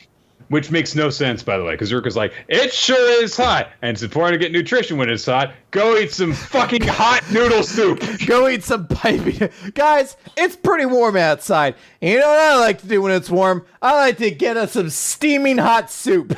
Like, I like to pour hot sauce on my stuff. Also, I only just realized, like, when they're, like, shilling the udon, you know, Uruka's front and center with the microphone, and then, you know, her friends are in the background. One's like, you know, they're slurping the udon down, and then Kirisu's looming in the background like... like she's holding the fucking chalice of God itself. She's just like in awe. She's holding like the platonic form of noodles itself, and witnessing upon its beauty has dumbfounded her. People get it, they're like, how good the noodles? She's like, it's okay. So we cut away, basically like the after party thing. Everyone's like, oh, wow, it's super cool. I'm glad you wore something. And, you know, Uruka's just like, oh, no, you know, thanks for that. It's been super cool. And, you know, her two friends are just like, ooh, what? Getting to wear a costume made by a certain somebody. And essentially, it all leads to like a moment where, you know, Kirisu's like, I'm glad, you know, I didn't need any special memories for me, but I'm glad that you guys got them, so I'm fully supporting that. I had to get going. And Yuiga's like, you have a loose thread, and he pulls on it, and her chest explodes outwards and rips through the dress. I can't comprehend how this exactly works. Like, he pulled the master thread for just the chestal region. Almost like he pulled her string and her breasts expanded in response or something. It's just a joke, essentially. And I do like the reactions that they have, because Yuiga's me like, ah! But Iruka says, wow, Sensei, you perfectly recreate the magical girl transformation scene. Which is literally what I was thinking before I read that line. I was like, oh, Iruka, you're great.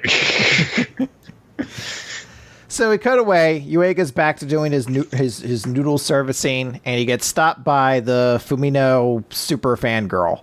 And she's basically like, oh, hey, you know, could you just help us with a teensy little thing for our school play? He's like, if it's a simple behind-the-scenes job, I'd be happy to help. And you're like, you fucking loser. They're like, oh, good, it's so simple. Your change of clothes are in the boys' changing room. Just think of it as a uniform. And they push him into the room, and inside, he's Cat Napoleon. And he's like, this was the only outfit that was in here. All right. And he like leaves, and they, I guess, got confused. Oh no, he just walks away. He somehow opens the door and sneaks out without anyone being like, oh, okay, there he is. Like, he walks past, he's just like, where am I supposed to go? And then the two teachers come charging after him. I believe this is supposed to be the Kirisu costume. Well, they say she's running away, and there's an empty box that says Kirisu Sensei. So I will give the teachers credit. Yes. It wasn't a fetish outfit. Good job, guys. Mm-hmm. And everyone's like, oh my god, the prince escaped. We have to hurry to pull off Operation of Princess Furuhashi's Kiss. And we see Furuhashi in what is presumably going to be her Sleeping Beauty outfit, saying like, I didn't get a chance to straighten things out. I've got to find a way to run away. And that's the chapter. She looks nice. She looks very nice. This is a nice chapter. It has its one moment of obligatory fan service, but other than that, it's pretty innocent, which is always welcome.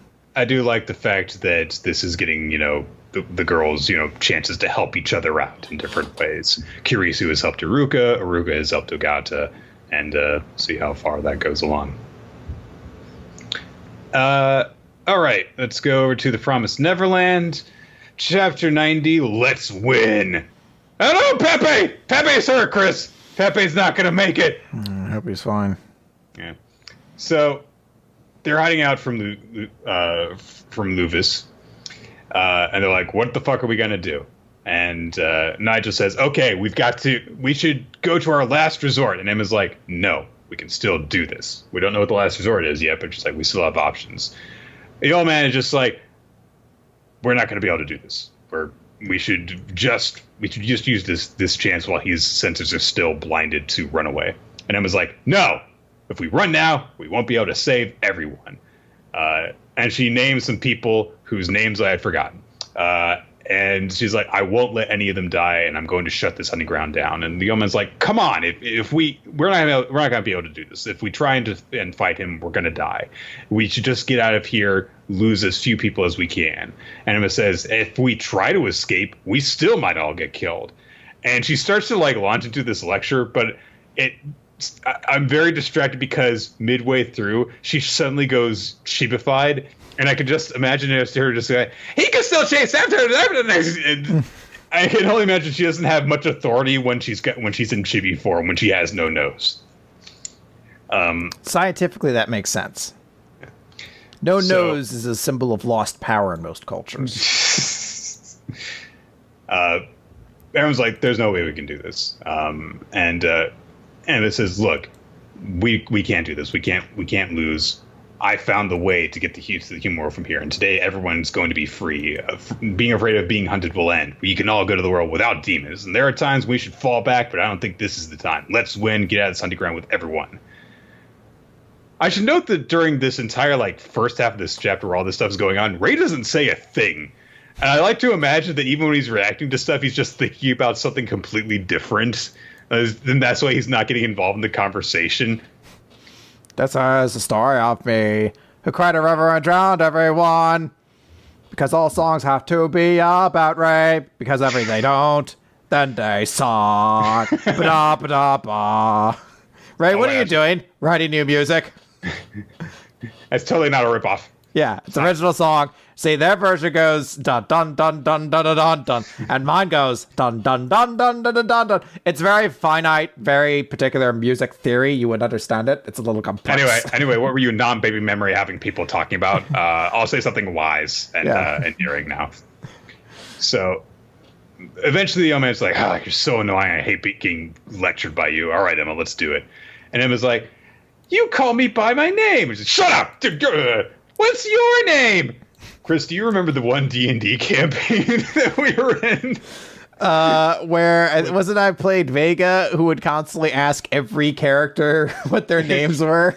And Peter was always unprepared for it. He's like, "What's your name? Tell me your name. I'm Vega." He's like, "Hang on." He's like, "Fuck." Hold on, like running through a new list and shit. "Tell me your name." Anyway, she's super happy now that he's on her side. And Ray's like, "Yes, I'm sure that we can do this because he's a living thing, so he should be killable." Hashtag Ray wisdom. So he's like, I know that phrase was a little bit beyond all of you guys, I'm sure. They're like, no, it seemed, almost insultingly simple. Living things die when they are killed. He's like, hold on, let me take this back a step because you guys are probably too stupid to realize what that all means. It's like, no, I got it, Ray. It's actually really simple. You see, life is the concept of... He pulls in a chart. He's like, you see, life finds clap away. Life finds a way.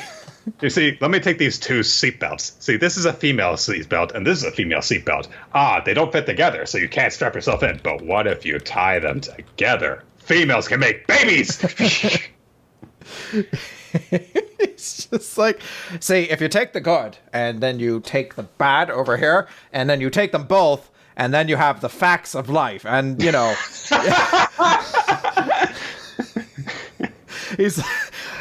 is a friend and I need to thank you for having been a friend because we can then together travel down this road and back again. And eventually it all reaches the point where if we were having a party together, you would see that the biggest gift was for me. And if you open the card, it says that we're friends. You see, it takes different strokes to rule the world.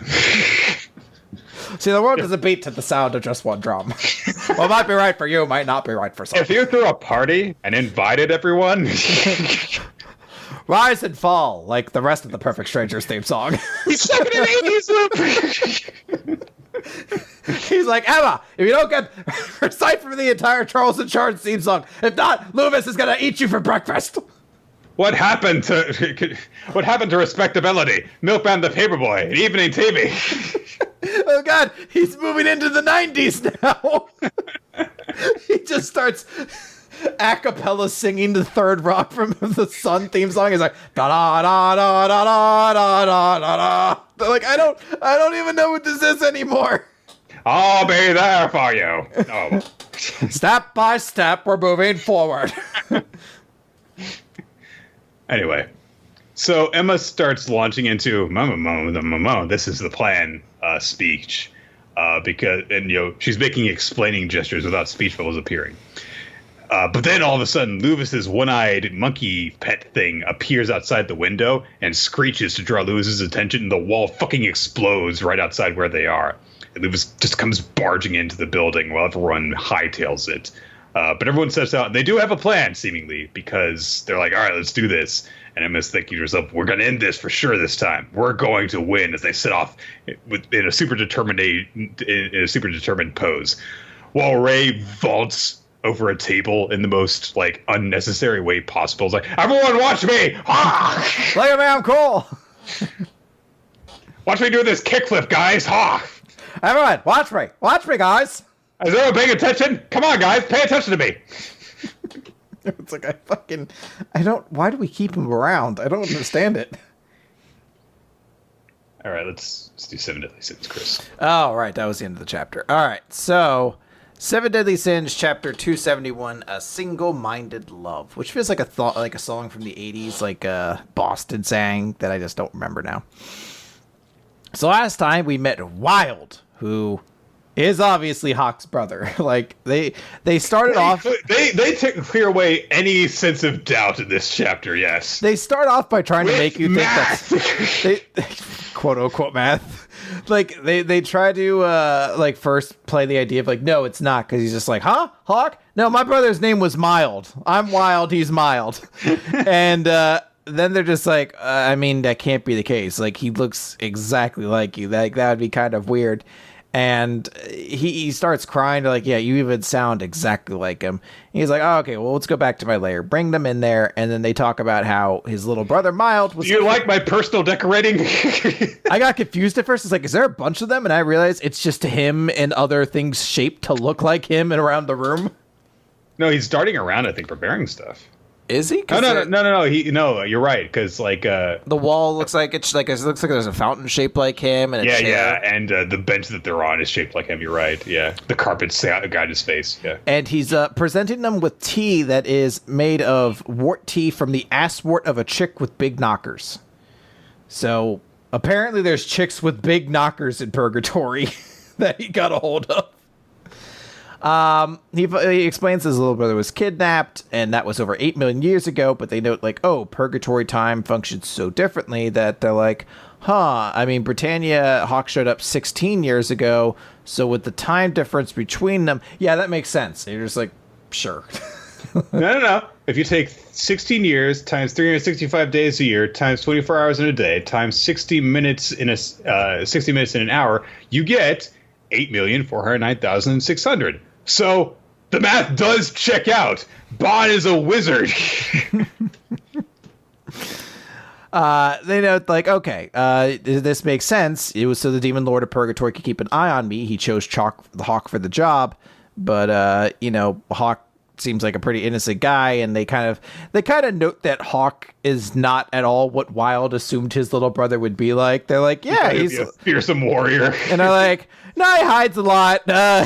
He likes to eat table scraps. And eventually he's just like, oh man, why isn't he like it? And he's like, you know what? Doesn't matter how different he is now. He'll always be my adorable little brother. And Melodius has a little smile. And they keep leading him along the way. And Melodius takes this time to basically talk a little bit about brothers, because that's kind of what the whole focus of this chapter is. They ask him about Estarossa, and he's just like, later. I gotta do the other brother first.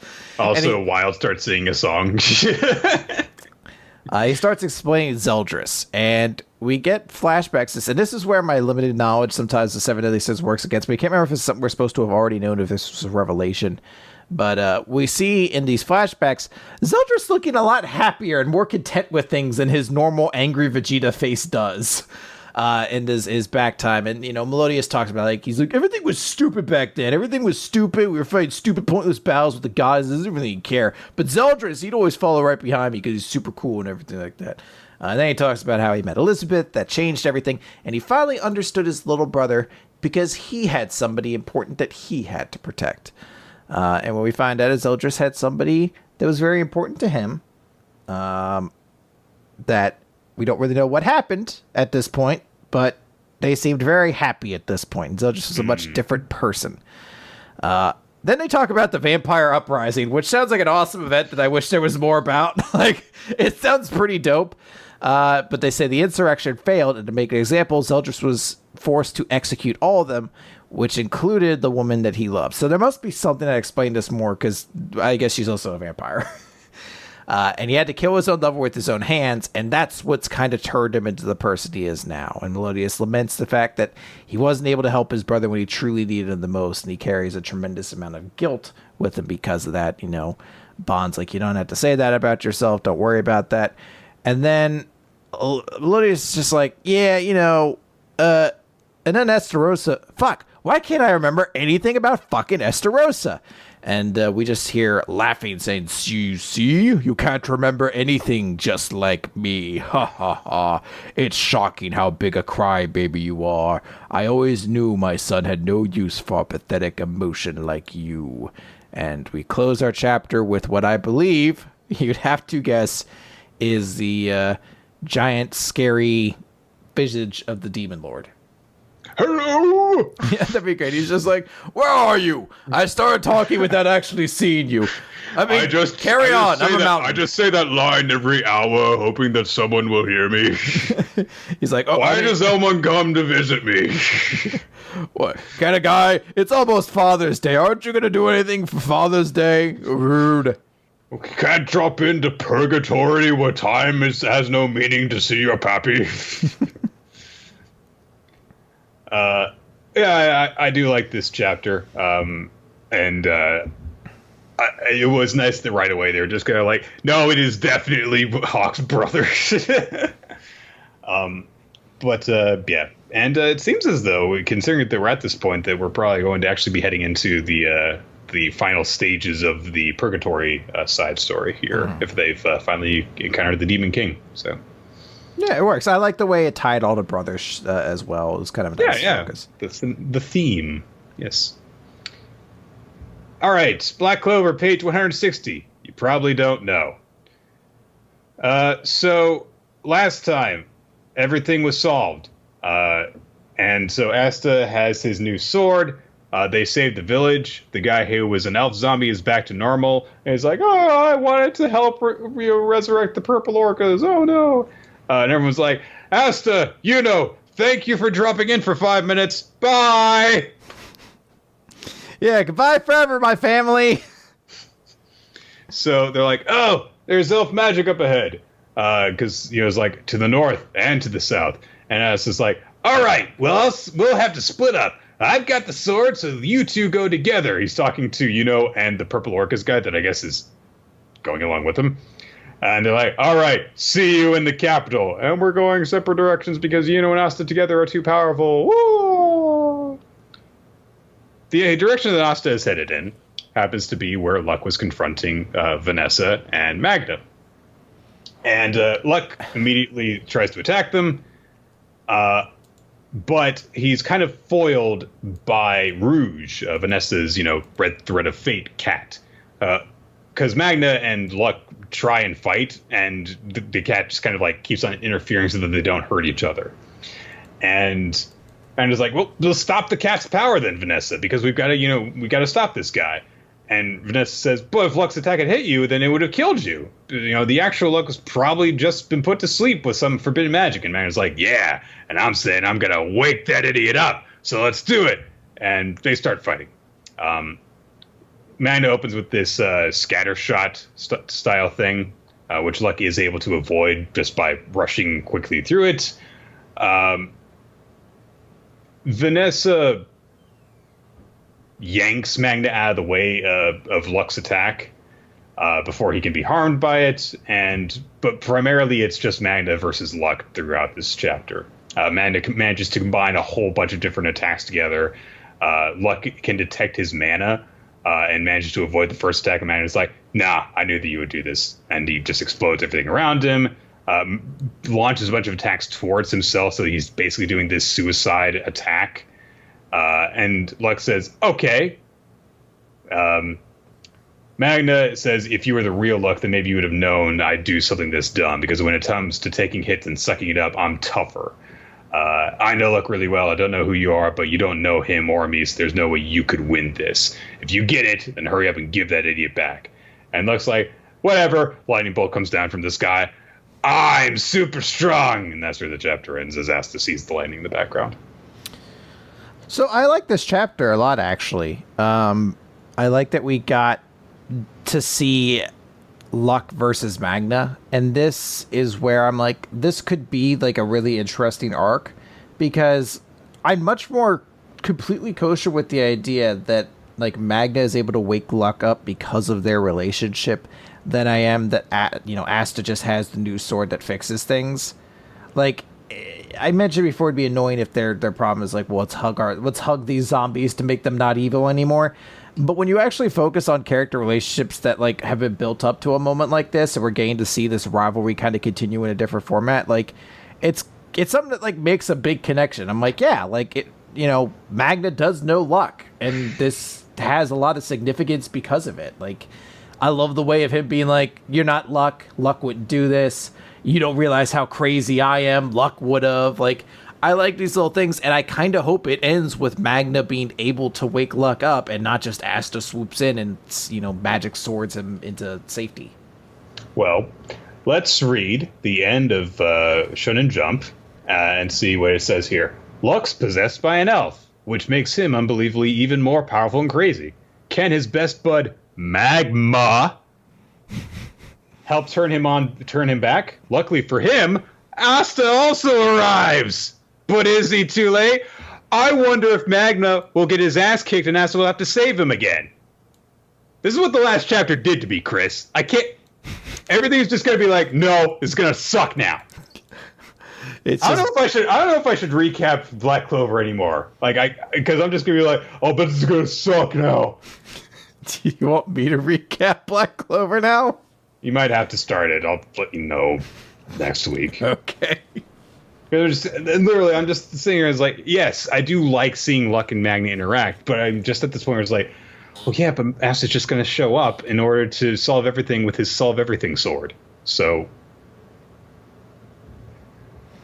fair enough. It's faith. I can't have faith in the series at this point anymore. And you gotta have faith. The faith. You gotta have faith. The faith. Sorry, carry on. One Piece. One Piece, chapter 907, The Empty Throne. We open this chapter with a Den and Mushi conversation between Kaido and Big Mom. They're basically meeting in order to discuss who gets to kill Luffy. Because Luffy's like, I've got a score to settle with that kid. If you come this way, I'll kill you. And Big Mom's just like, come on, let's get along like old times. And I've got something to settle with him. And you owe me for this. She says specifically, you still owe me big time. It's a lifelong debt. So, they don't and we also see some Marines later discussing this because there's some sort of relationship they know between them. At the Navy HQ, Sakazuki basically says, don't send anyone out in order to do anything about Big Mom and Kaido, because fuck it. He's like, let's give up. Who cares? He justifies the decision to Kizaru Borsellino by saying, remember, there's an unknown military force in Wano, which Kizaru's like, oh, the samurai. And basically, they're like, Wano's outside of our jurisdiction.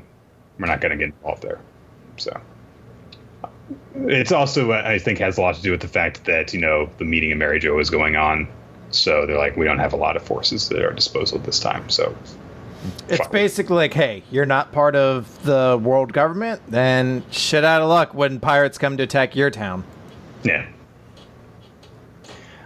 So reports of this are brought to Garp's attention, and they're fighting over who's going to kill your grandson, Luffy. This is no laughing matter. He's like, yeah, it's hilarious. And, Sakazu's, justification was that Wano's not a member of the world government, so it's outside our jurisdiction. And he's like, yeah, I figured as much. Oh, well, can't get involved. You win some, you lose some. They're going to murder your grandson. Oh, well. At that moment, Hina brings up, hey, speaking of Big Mom and Kaido, isn't the reason that you're considered a naval hero? Like, oh, yeah. Rocks. Yeah, I figured that you were too young to know about that. Yeah, and one of the Marines gathered says, before Roger, it was their era, but that was over 40 years ago. And they say, like, Hina says, well, even without the captain, their strength is growing. And Garp says, no point worrying. If they return, they'll be a threat, but events will find a way to surpass our imagination anyway. So, setting up yet another threat, presumably here, or at least lore, that to be revealed later. Yes. The era before Roger, even. So, in Mary Jo, we see a couple of things happen. First off, we see Stussy laying his eyes upon the empty throne, which is this massive throne located at the very center of the world. And his advisor is like, Your Majesty, aren't you going to make your oath? And he's like, look at that fucking throne! I want to sit on it! No one's allowed to sit. I like that it's like, it happens. They're like, look upon this symbol of peace. No one sits upon this throne because it is the symbol that no one in this kingdom is above any of the others. And for this government to truly prosper, we must all acknowledge that none of us are higher than the other, no matter the wealth or size or location of our kingdom. There is no one king to rule over all this. So he's like, I want to sit on that throne! Like he has no other thought. He's such a dickhole. I misspoke. It's Stelly. Stussy shows up later in the chapter. Meanwhile, in the courtyard, some giant noble slave is trying to tackle Shirahoshi to the ground to put chains on her because fucking Saint Charlos has showed up and is like, I want it! I'm the biggest asshole in this series and I want it! Fucking hate this guy. He's such an asshole.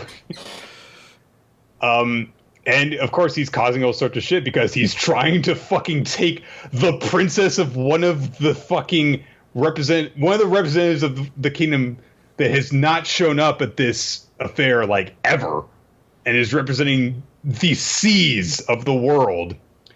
And he's like, I want a slave! I want a huge mermaid!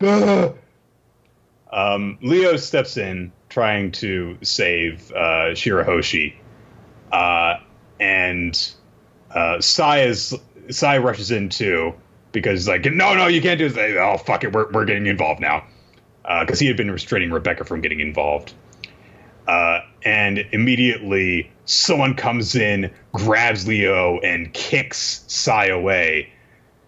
And it's fucking Lucci. Ah, that's pretty dope. Lucci got a sweet promotion. It was pretty dope when I saw it was Lucci. Lucci is there along with Kaku. They both got a pretty awesome promotion to CP0.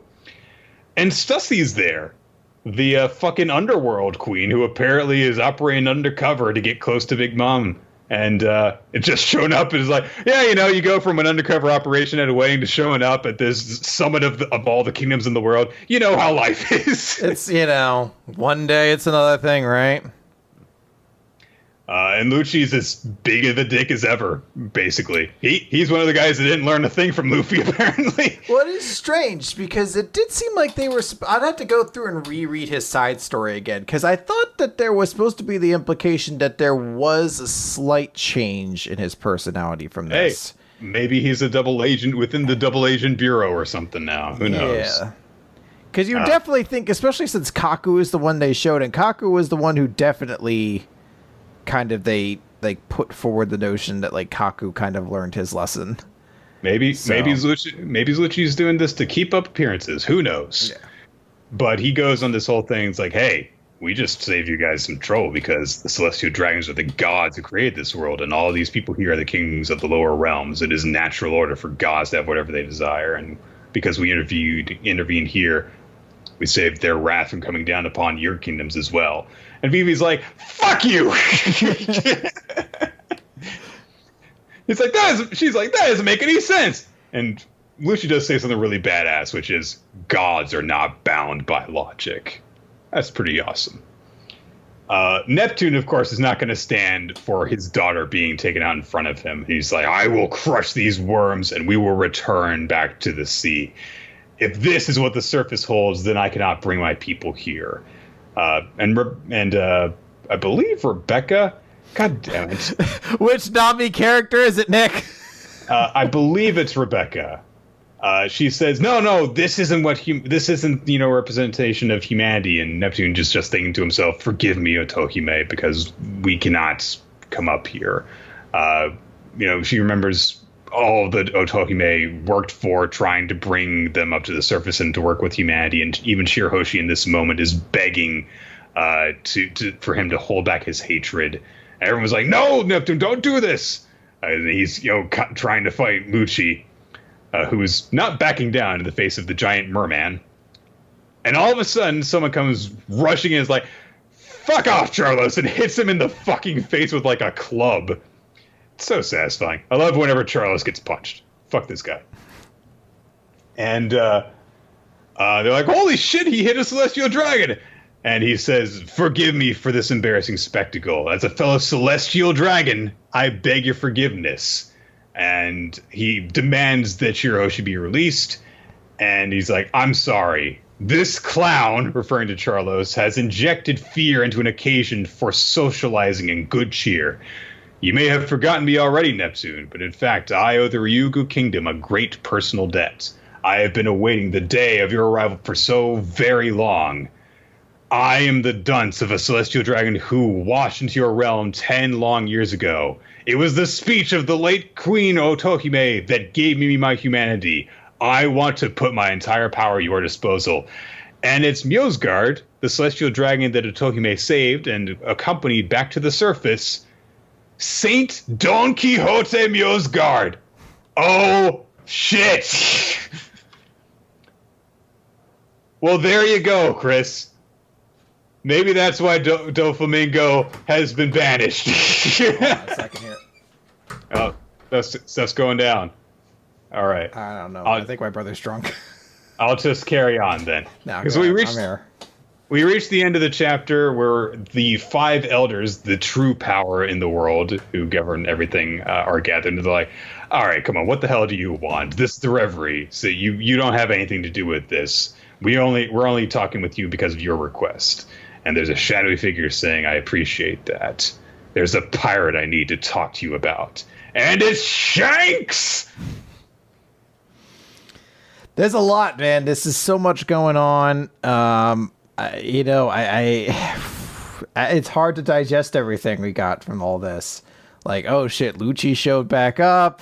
Like, oh, we know what Stussy's doing now. We find out the lore of the empty throne and its role and everything. Like, Garp setting this up. We see like an upcoming fights happening between Kaido and Big Mom for their agreement on who's gonna be able to kill Luffy. Like, and then like we still get this shit at the end. You're just like, oh fuck, which pirate is Shanks talking about? Like, some people are like, is it Luffy? Is it Blackbeard? Is it Joy Boy? Like, who is he referring to? It's craziness. I don't know. It's tough to really place it.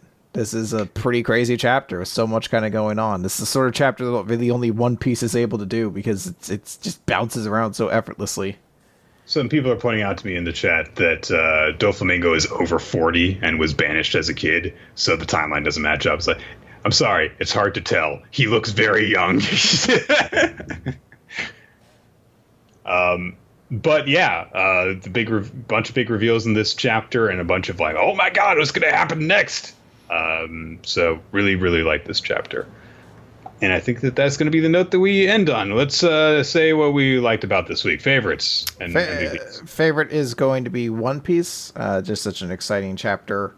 And to that extent, I'll probably say my MVP is Lucci, if only because I was so psyched to see him again. So I'll give it to him on that. Although, you know what? Scratch, I'm going to give it to Endeavor. I'm really, really pumped to see what Endeavor does next. I thought that it was going to be We Never Learn for a while, and then going through this chapter One Piece again, I was just like, oh my god, that's right, this chapter is amazing, because it's such a big, things are getting revealed, things are coming back that you've been waiting for a long time chapter. And Lucci's one of my favorite Luffy opponents, so I'm really happy to see him back involved in the series again. So that's going to be it for me as well. And let's see here. For favorite character, oh gosh, I have to think about this a little bit. I'm going to give it to Iruka, actually. Just for the one line that she has, honestly. I like a lot of the stuff that she does in the chapter. I'm glad that everything worked out for her end in this festival. But I just really like the moment where, Kreese's clothes burst off and she's like, oh my god, you reenacted the transformation sequence! And that's going to do it then, everyone. This has been Weekly Manga Recap. We want to thank you guys for joining us here on smashcast.tv/RoloT and twitch.tv/RoloT. And I forgot to choose a suggestion for our manga for next time. I'll get to Chris with it as soon as possible and then reveal it to you guys later. That actually works because I can use this for a quick plug, guys. We have a Discord channel that you can hit up. I think if you go to the previous episode, there's a link to it. You can also see it on our Twitter page at WMR Podcast. And in there's a specific channel called Current Recommendations, where you can go in to kind of talk the current recommendation if you've already read it, or if you're reading it alongside us, discuss it there. And we'll always keep it pinned and sort of like the channel topic, what our current recommendation is. So if you ever missed it, if you don't know what it is, you can always head on over there and it will be. Yeah. So if you want to find out before we do another recording session, then you can join the Discord server and you'll see when it goes up. By the way, if you're joining Discord for the sole purpose of this, we do have a verification in place that won't let you join until you've been active for 5 minutes in Discord. It's just to prevent bots from coming in, but if you try to jump in there and it doesn't work for you, just know that's the reason why. And wait 5 minutes and then jump in, you're good. To stay updated on stuff involving Weekly Manga Recap, you can follow the official podcast account at WMR Podcast on Twitter, and also follow your hosts at RoloT and at Nick F. Time. If you want to check out more Weekly Manga Recap stuff, check out our YouTube channel. Check us out on Podbean, weeklymangarecap.podbean.com, and check us out on iTunes. Subscribe, rate, comment, all that stuff to help out the algorithm, to help us become the kings of the hobby section and dethrone our eternal rivals, the woodworking podcasts. If you would like to suggest a manga for us to read, share some feedback, ask us a question for a Q&A episode, you can send all that stuff via email to weeklymangarecap@yahoo.com. And, of course, special thanks go out to the people who help us make the podcast what it is, Steve Manor, title artist, and Infamous Planet, who does miscellaneous bullshit, And that's going to do it for a Week Manga Recap. We will see you guys next week. Yeah. For JoJo Part 6. Boom! Stunner, everybody. Da-da-da-da-da-da-da-da. Boom! No, it's not going to be JoJo.